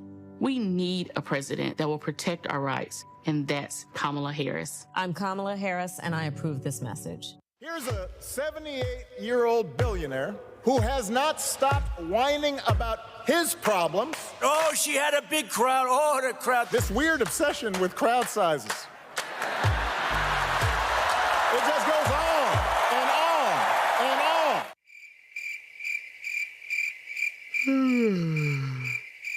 America's ready for a new chapter. We are ready for a President Kamala Harris. I'm Kamala Harris, and I approve this message.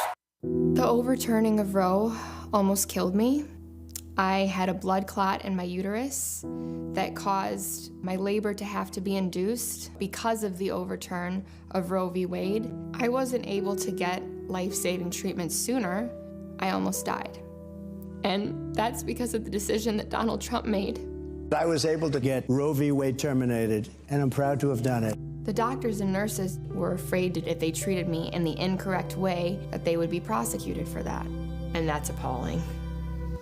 Donald Trump says that women should be punished. Do you believe in punishment for abortion? There has to be some form of punishment for the woman. Yeah. I believe that women should have reproductive freedom to make the choices about their own bodies. 4 more years of Donald Trump means that women's rights will continue to be taken away one by one by one by one. This has to stop because women are dying. I'm Kamala Harris, and I approve this message. What's good, y'all? This is Doug E. Fresh, and you're watching my brother Roland Martin Unfiltered as we go a little something like this. Hit it. It's real.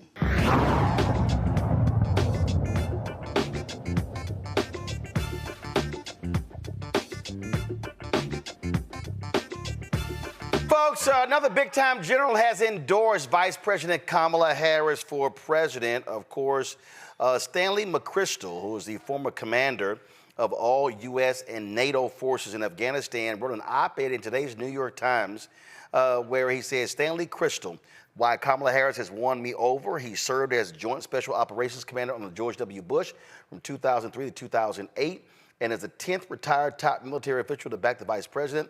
His support contradicts Harris's critics who say she's unfit to lead U.S. foreign policy after her administration's much maligned exit from Afghanistan. Now, folks, we are 40 days away from the election, and misinformation is significant. Internet trolls exist, bots are all over the place, and trust me, foreign entities are doing all they can to impact this election. In a recent national security and foreign policy poll, the presidential race across the battleground states is extremely close, 48% for Harris, 47% for Trump, and 2% for third-party candidates. But what's going on that we are seeing, folks, is, again, the attack by foreign entities trying to impede this election. Dr. Nola Hayes is here with the Gumbo Report. Okay, I'm just messing with her. She's with Georgetown University's what? School of Foreign Service. She joins us right now. Have Ambassador Linda Thomas Greenfield like be mad at me because that's her whole thing. Like What? she has gumbo diplomacy. So Ambassador, that's him, not me. She got gumbo diplomacy? She does. Yes, that's her thing. You ever try her gumbo? I have not tried her gumbo. Man, I'm about to send her a text and say, I heard you got some good gumbo. Let's see. Anyway, I do that after the show. But let's talk about what we're seeing. First of all, I'm gonna go back to 2019. There was no Democratic candidate who was under more vicious attack from foreign entities than Senator Kamala Harris. It wasn't even close. Now we're seeing the exact same things. Give us a sense of what is being seen and what intelligence officials are talking about when it comes to these foreign adversaries who would love nothing more to see Donald Trump back in the White House. Well, let's take it even back. We're going to back it up all the way to 2015. So this is when we really started to see how bot farms were really kind of being intrusive in social media spaces, especially where Black people were. So you had a lot of anti-Hillary Clinton messaging. You had a lot of anti-Black Lives Matter messaging. So this really kind of came on the scene as a tour de force in 2015 to help get Donald Trump elected in 2016. And so things ramped up yet again for midterms, and then Roland, to your point, again for the 2020 elections. And what we're seeing right now is having a history of seeing what this looks like, because we were caught off in 2015. I'm not going to sit here and lie to nobody. So we were caught off in 2015. So what the State Department has done, Treasury, Justice, they all recognize the signs. We know what to do now. We know where to look, and we know what we're looking for. So you have a combination of justice bringing charges against certain entities. You have state and treasury sanctioning certain entities. So you have interagency cooperation, letting these countries know, insert Russia, that we are not playing around with. We're not playing around with our democracy. We are not playing around with our elections, nor will you catch us off guard again. And look, in 2016, frankly, President Barack Obama was too cautious. Republicans did not want him to go public with information. They held it to after the election. I think that was a mistake. And we saw how much more aggressive things were in 2020. And of course, Trump and his folks were trying all their best to keep it out of the public sphere. I think in 2024, it's a totally different reaction. Mm-hmm. Absolutely. And I am happy that it's more of an aggressive stance. It's calling it out right when it's happening, because these are not normal times. You know, political norms have been reshaped. And I think that one of the things that the Harris folks get is that you have to take it to them, right? You can't be timid, because the GOP is not timid. You know, the Trump campaign people are not timid at all. And actually, I think that they are banking on what they've seen in the past, that Democrats are so concerned with norms, rule of law, with, perception and character and all of these things. Not to say that those things are abandoned from the party, but the fight is different. Taking the fight to the person who is the aggressor has changed a lot, and I'm happy for it. And it also tells me that Vice President Harris, as we saw in the debate, as we were all live in the studio, she is not going to back down from these so-called strong men. So Putin can go around and play with his troll farms all he wants to all day long, but he's not going to win. This is from NBC News a couple of days ago. Russia, Iran, and China are using AI in election interference efforts, U.S. intelligence officials say. But they say it's been falling flat, Nola. Because we know what we're looking for. This isn't 2015. We're not going to be caught off guard again. And also, the landscape has changed. So the relationship with China has drastically changed since 2015. It's more adversarial than it has been. And so in terms of what it looks like to produce misinformation, disinformation, we understand what that looks like now. And so this kind of this triangle that you are describing, they all have interest in interfering in the U.S. elections for different reasons, right? But like I'll reassert, we know what we're looking for now. We understand the folks who do not like us, right? Yep. We understand our frenemies. Well, it's not even just don't like us. Go to my iPad, Anthony. It's also who they're targeting. This is from Microsoft. They issued a report, Nola. It says Russian election interference efforts focus on the Harris-Walz campaign. They lay out exactly who they're targeting. And so they say Russia and Iran have both undertaken cyber influence operations headed to the 2024 presidential election. In our last report published on August 8th, we detail how Iranian cyber-enabled influence operations sought to undermine the Republican campaign through targeted hack and leak operations. In fact, the United States has indicted some of those Iranians. But they also say the shift to focusing on the Harris-Walz campaign reflects a strategic move by Russian actors aimed at exploiting any perceived vulnerabilities in the new candidates. Initially, Russia influence operations struggled to evolve their efforts following President Biden's departure from the 2024 U.S. presidential race. However, in late August and September, we have observed two Russian actors MTAC tracks closely, using videos designed to discredit Harris and stoke controversy around her campaign. Specifically, they identified news reports as a Kremlin-aligned troll farm, produced and disseminated two inauthentic videos, each generating millions of views, and also producing content about the 2024 Paris Olympic Games to publishing false videos discrediting Vice President Harris. That says all you need to know who Russia wants to see in the Oval Office, because frankly, they know they can control and own Donald Trump. 1,000%. And also, Donald Trump is not a fan and or friend of NATO. So it's a combination of giving Putin everything that he wants regarding Ukraine, and then also, dismantling NATO. Those are the two gets for Putin. So, of course, if I were Vladimir Putin, I would want Donald Trump to win. Vladimir Putin is in a very interesting situation right now. While they definitely have gained territory in Ukraine, that does not necessarily mean that Russia is gaining a strategic advantage in Ukraine to the point where Ukraine is just ready to say, okay, you know what, Russia, we're ready to give you whatever it is that you want. President Zelensky was just here. As we know, as some Republican congressmen are apparently very angry about that visit. While, he definitely is interested coming to the table to maybe talk about a potential exit from the war, Ukrainians are not ready to say we lost anything. So this war, where we sit right now today, Ukrainians are still committed to this war. And so Vladimir Putin is kind of limping in many ways. He's having to make partnerships with strange bedfellows, the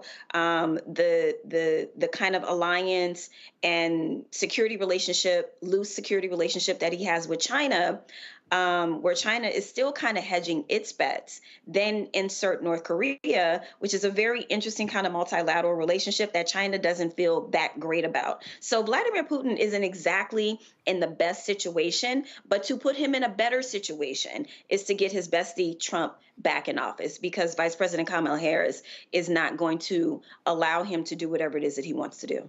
Questions for the panel. Greg, you first. Thank you, Roland, and thank you, Nola. Now, who would rather see Harris-Walz in, and why? Particularly those countries that might be more interested in establishing a domestic relationship, or even perhaps in the case of China, being able to work better with the Harris-Walz administration in terms of some form of bilateral cooperation. Not that it wouldn't impede China, but it might also aid China. Do you see any foreign actors that might prefer Harris-Walz to Trump, and why? You mean who are more adversarial, or who are already our partners and allies? No, I'm talking about in terms of election interference. I'm talking about adversaries. So I think that there is an opportunity, with China. I mean, I want to remind Roland's viewing public that the trade situation that we got into with China, the contentious relationship that has been snowballing stems from the Trump administration. So while, yes, our relationship right now is incredibly tense in multiple directions, and they just recently released one of their national security strategies, where she is very interested in kind of recouping China's pride of place on the international stage, something that they call 100 years of shame. And one of the ways that they see them reversing those 100 years is militarily, right?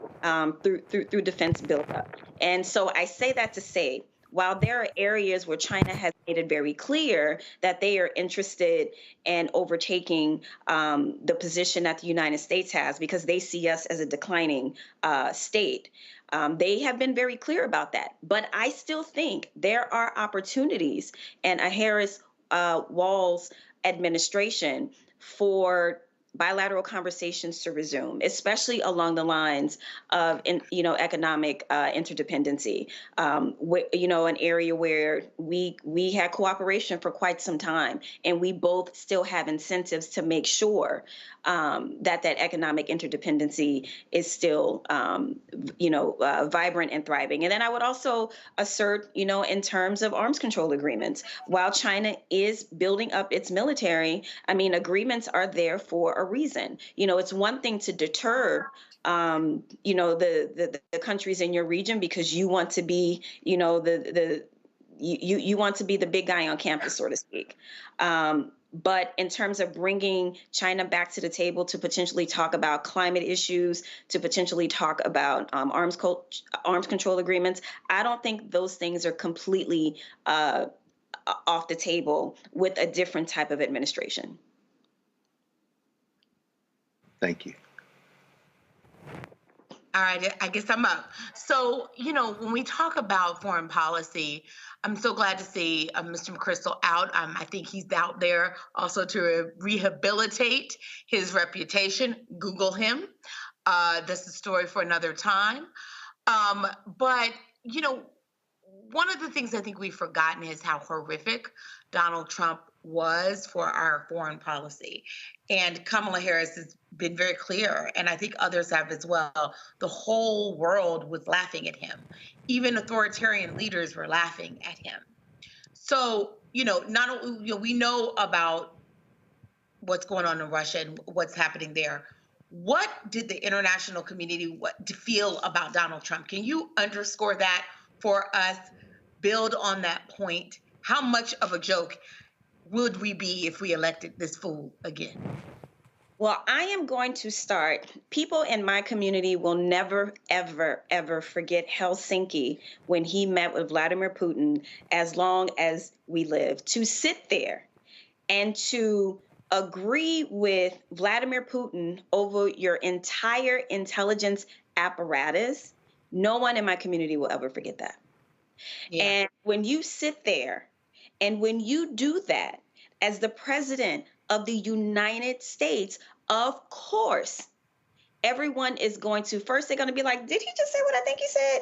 Once they get over that, then they're going to then realize, oh, okay, so the United States is no longer serious, and or Vladimir Putin must have something on him. Because remind us what he said. Huh? Remind us what he said. What he said was that he trusted Vladimir Putin, who was sitting right next to him, over the intelligence community, saying that Russia absolutely 1,000% interfered with our election in 2016. He said, well, Vladimir Putin said that he didn't have anything to do with this, so I'm going to believe him. He said that out his face, looked dead into the camera and was serious and said that to the world. And then we know about his shock. That's right. And we know about his Ukraine comments this week, right, where he has been pushing Ukraine into a deal that they do not want with Russia, one that would allow Russia to steal their land and take their freedom.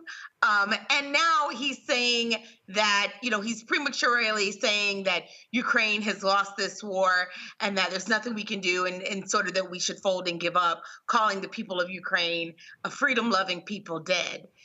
let's talk about that. This person clearly is in bed, if you will, with Russia. They have something on it. So I want to start actually with the poll that Roland opened this segment up with. So those figures are from National Security Action's poll that they did in battleground states. And so what was overwhelming throughout this particular poll was Americans actually support continued military. They support sending military aid to Ukraine, 53% to 34%. So there is a lot of support for Americans to continue to support Ukraine militarily. In that same report, what people said is that overwhelmingly that they believe that Vice President Kamala Harris is, she's steady. That she's calm, she doesn't create chaos, and that in a situation where you have Donald Trump on one hand, who is making very clear statements that, yes, America first, but we would also be isolationists. Now, you can have an America first approach. I am all for that, but to go it alone on the international stage because you are afraid, or whatever the situation is between him and Vladimir Putin, to give him whatever it is that he wants. The American public do not want that. They want a strong leader, they want a steady leader, and they want a leader who isn't going to continue to get us mired in chaos and have North Korea, y'all going back and forth on Twitter talking about, with nuclear threats and stuff like that. That's not what the American public wants. So, I want to kind of dispel this myth that Americans are tired and we want to move on from Ukraine. Yes, some of that exhaustion exists, but Americans understand overwhelmingly what's at stake if we do not continue to support Ukraine, and that's my whole point here. Lauren? You probably saw the hearing that Mark Warner did on foreign interference. I think it was last week. Is there any platform, they talked to a bunch of tech leaders, social media platforms. Of course, X didn't show up because Elon didn't want to show up. But is there any platform where the foreign interference is handled the best, that comes to your mind? Or is there nobody that handles it well?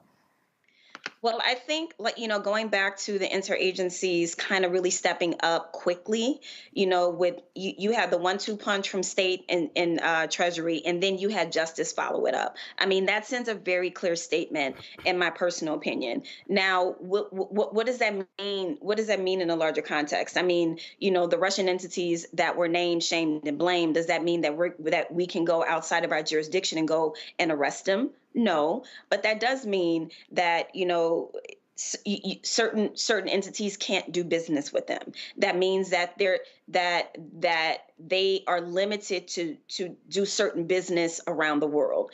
So there are levers that we can pull on outside of just, the FBI being able to have the jurisdiction to go to Russia to arrest them. So I think that kind of interagency response sends a very strong message around the world that we are not playing with these people. All right. Dr. Nola Hayes, we appreciate it. Thank you so very much. Night, y'all. All right, folks, going to a quick break. We come back.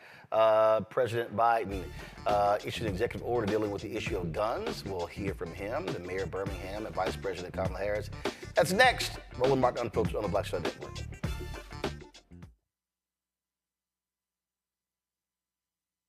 He told us who he was. Should abortion be punished? There has to be some form of punishment. Then he showed us. For 54 years, they were trying to get Roe v. Wade terminated, and I did it, and I'm proud to have done it. Now Donald Trump wants to go further with plans to restrict birth control, ban abortion nationwide, even monitor women's pregnancies. We know who Donald Trump is. He'll take control. We'll pay the price. I'm Kamala Harris, and I approve this message. Folks, President Joe Biden and Vice President Kamala Harris addressed gun violence today at the White House. Biden signed an executive order focusing on the trauma inflicted on children by active shooter drills in schools on the first anniversary of Biden's Office of Gun Violence Prevention. The order will also tackle the threat of machine gun conversion devices. Small devices are made with a 3D printer, turning a handgun into a fully automatic weapon. Here is some of what was said at the ceremony. First, the president, and then the other speakers. and murdered. And with your help, we passed the Bipartisan Safer Communities Act, the most significant gun violence in 30 years.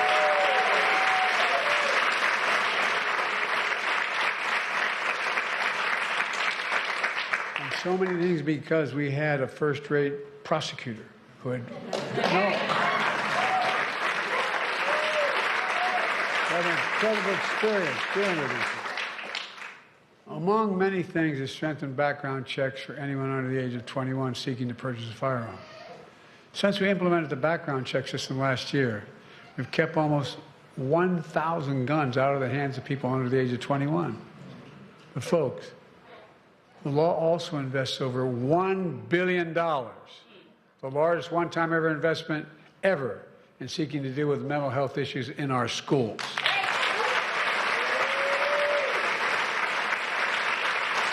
When we took office, we promised to take on the crisis of gun violence. And we passed, under the president's leadership, the first major gun safety law in nearly 30 years, a bipartisan law, which includes an historic investment to address the trauma caused by gun violence. We are hiring 14,000 new mental health counselors in public schools across our nation. We need to hire more.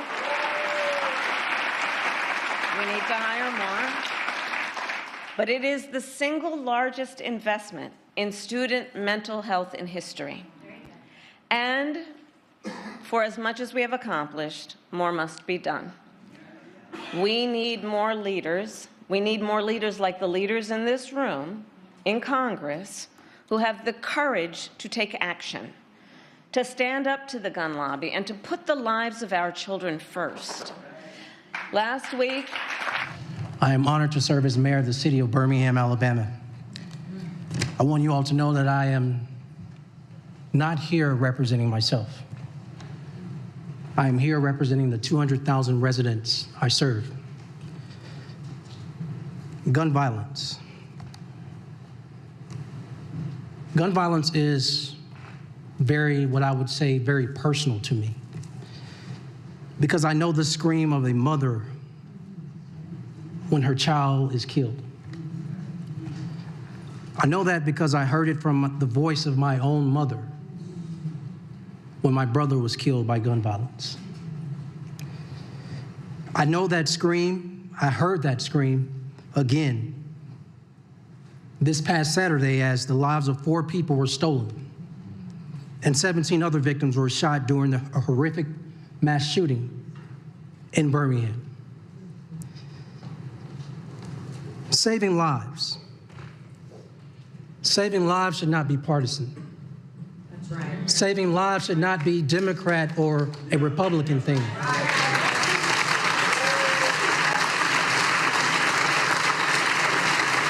Saving lives, everyone. Saving lives shouldn't even be political.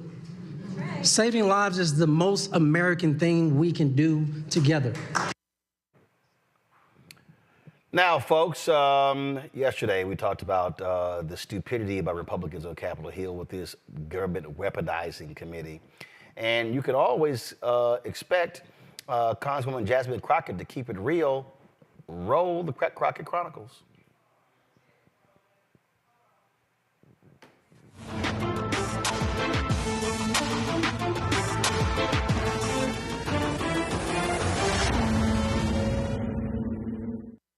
Thank you so much, Mr. Chair. And I'll pick up maybe a little bit where my colleague just left off, and the question was about Butler, Pennsylvania. I'm curious to know if any of you are aware as to whether or not the FBI is involved at all in determining what's going on in Springfield, Ohio, because as far as I'm concerned, there is domestic terrorism afoot, and it is at the word of the Republican nominee and his running mate. So do we know if anyone is checking into that on the federal level? I'm just curious. Just a yes or no, anybody? I don't know. Okay, perfect. Either way, I want to move on, and I want to talk about Mr. Kirshner. I'm just curious, if you were to define what weaponization of the federal government looks like, just in a quick, short definition, what would it be? using the Department of Justice to reward your friends and your criminal associates by delivering pardons after they'd been convicted by juries or before their case was even concluded or before their case was even charged, and conversely using the Department of Justice to punish your perceived enemies, order investigations and prosecutions, even if they're not warranted by evidence. I'm sorry, that was not brief. That's okay. It was accurate. Because that's how I see weaponization as well, and it's something that we saw a lot out of Trump specifically, because all of his friends were going to prison, and he's probably got more friends that are headed to prison soon, and if we are lucky, he will find him a cellmate soon as well. But nevertheless, as we talk about weaponization, because this whole committee feels as if it's projection, I want to go to something that's pretty interesting, but I'm gonna start with Mr. Allen. I wasn't on this committee the first time you were here, so this is the first time we're interacting. But I am caught up to speed, and I have a simple question for you, yes or no. Do you believe that career employees like yourself should have your job taken away even if you've done your job well and followed agency rules? Do you think it's right to be fired just because you have political disagreements with those above you? No, it's not right to persecute anyone for their political or religious beliefs, especially in an organization where there's supposed to be the free flow of ideas. Okay, I appreciate your answer and your honesty, and I absolutely agree with you. It is interesting, though, because that's exactly what Trump and my Republican colleagues would do if they won the election. It's spelled out in Project 2025. Trump would strip due process rights available to career civil servants and remove, suspend, or reduce their pay in an all-out effort to oust agency employees for partisan reasons rather than because of issues with merit or performance. And before you say Trump and Project 2025 aren't affiliated, I'd ask unanimous consent to submit into the record Trump's campaign page where he claims on day one, I'd reissue 2020 executive order restoring the president's authority to fire rogue bureaucrats, and I will wield that power very aggressively. The only reason democracy is standing strong today is because we had public servants who pledged loyalty to the Constitution and rule of law and not to Donald Trump. Mr. Kirshner, your testimony today demonstrates you're familiar with Project 2025. Is that a fair statement? Particularly as it pertains to the Department of Justice. Okay. And you are aware, or maybe you're not, we'll see, on page 547 that Project 2025 states its goal of implementing a top-to-bottom overhaul of DOJ that, quote, must include the FBI, because anything less would, quote, guarantee the failure of the conservative administration's agenda.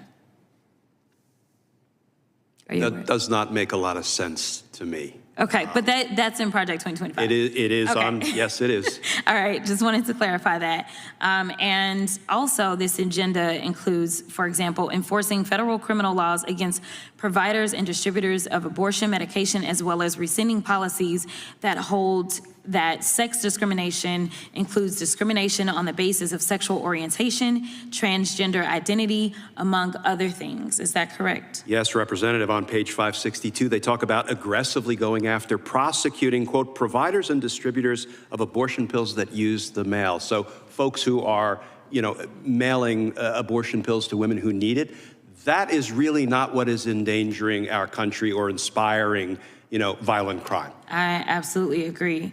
This week, the New York Times reported multiple instances of Trump trying to weaponize the DOJ to retaliate against his political enemies, finding that, quote, Mr. Trump told Mr. McGahn that he wanted to order Mr. Sessions, the Attorney General, to prosecute Mrs. Clinton and Mr. Comey, and if Mr. Sessions refused, he would take matters into his own hands.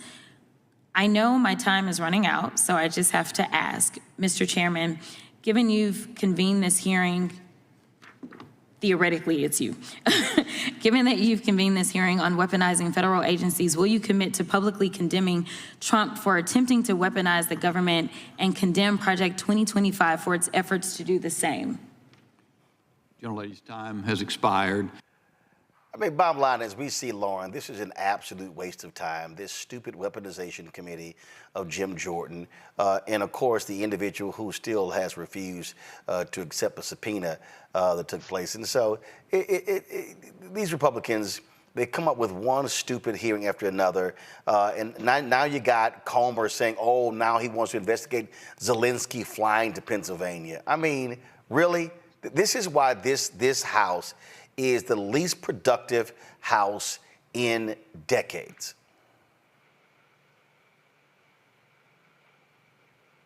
Well, they don't. I mean, the Republican Party is a party of spectacle. They don't do anything. They're not a party of policy. The Clay Higgins, the way this ended this week with Clay Higgins was completely on brand. They don't do anything. I mean, they do that passed the CR because they don't do policy. They don't know how to do policy. They don't know how to govern. There's nothing surprising here. This has been going on for years. The Zelensky thing to me was a little bit weird, though. At any time we have another, I don't know, $10 billion going out of the Treasury, I think we should know what's going on with that. But at any rate, I mean, the Republican Party in Congress is not a governing party. It's just not. They're listening to Donald Trump and then sometimes not listening to Donald Trump, but they're directionless. So it's going to be interesting to see who controls the House after, January when they come back in after the election. And I'll tell you, I can't imagine that voters are going into the voting booth in a presidential election year and not thinking about the fact that Congress is really unable to govern at this point. Greg? Yeah, I agree with Lauren. I mean, you have the MAGA Muppet, MAGA Mike, needing Democratic votes to get anything passed. And, of course, that saved the latest extension, of course, of the for the debt ceiling, at least funding the government through December. But the price for it, MAGA Mike wanted to get that citizenship requirement, proof of citizenship requirement through, and he couldn't do it because the Democrats, he needed their votes, and they were like, hell no. Jim Jordan is a perfect example of what has happened with the GOP. The GOP has imploded. It's no longer, as Lauren said, it's not a serious party. And a man who, in the words of one of the half-dozen wrestlers who were at Ohio State when he failed to intervene on their behalf, who wants a guy in leadership in the federal legislature who won't stand up for his guys? And we know in the gymnasium of Jim Jordan's mind, the pride of Troy, Ohio, it's all about standing up for his master. His master isn't just Donald Trump. His master is staying in the federal legislature. If the citizens of Ohio had any sense at all, they'd turn him out. But if sense were a requirement for voting, there might only be about maybe a couple thousand voters in the United States of America. We've gone way past spectacle at this point. We're at a point now where the existential threat isn't just to the federal polity, isn't just to the concept of democracy. It's to the very globe, because the United States has nuclear weapons, not just Russia, not just China, not just whoever else, North Korea, but the United States of America. And we are a hair's breadth away of turning over those nuclear launch codes and everything else to a madman and a party that once that happens will sit back like they had nothing to do with it. Indeed, indeed. All right, folks, we certainly appreciate it. Thank you so very much. Let me thank Joy. Let me thank Lauren. Let me thank Greg for being on today's show. I appreciate it. Thanks a lot. Folks, listen, we're going to keep doing what we're doing. We'll be back here tomorrow. I'm going to show you Congresswoman Stacey Plaskett's takedown of Jim Jordan on this hearing. So we're going to have that for you tomorrow. Also, we are going to talk about these Democratic PACs. Why are they not spending money on black people? And I've been emailing 4 of these PACs for now 10 days. They won't even respond to an email. Okay. I'm going to start naming people tomorrow. I keep telling y'all keep playing games, you're going to get called out. So that's tomorrow's show. Folks, support the work that we do. Join our Bring the Funk fan club. Send your check and money order. P.O. Box 57196, Washington, D.C., 20037-0196. PayPal is R. Martin Unfiltered. Venmo is RM Unfiltered. Zelle, Roland at RolandSMartin.com. Roland at RolandMartinUnfiltered.com. We're still working through all this drama with Cash App. We'll try to support. We'll let y'all know how that goes tomorrow. And then, of course, download the Black Star Network app. Apple phone, Android phone, Apple TV, Android TV, Roku, Amazon Fire TV, Xbox One, Samsung Smart TV.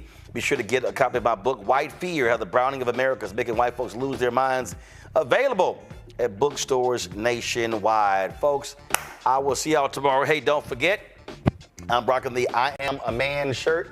I am a man. Be sure to vote. Of course, this, was the signs made popular by the Memphis sanitation workers. And if you missed our tribute to William Lucy, who worked with those sanitation workers, major labor figure, go to our Black Star Network app, check it out, or go to our YouTube channel. We have the stream there as well. Folks, that's it. I'll see y'all tomorrow. Y'all know how we always do the show. Holla! Black Star Network is here. Oh, no punch! I'm real revolutionary right now. Thank you for being the voice of Black America. All momentum we have now, we have to keep this going. The video looks phenomenal. See, there's a difference between Black Star Network and Black-owned media and something like CNN. You can't be Black-owned media and be scared. It's time to be smart. Bring your eyeballs home. You dig?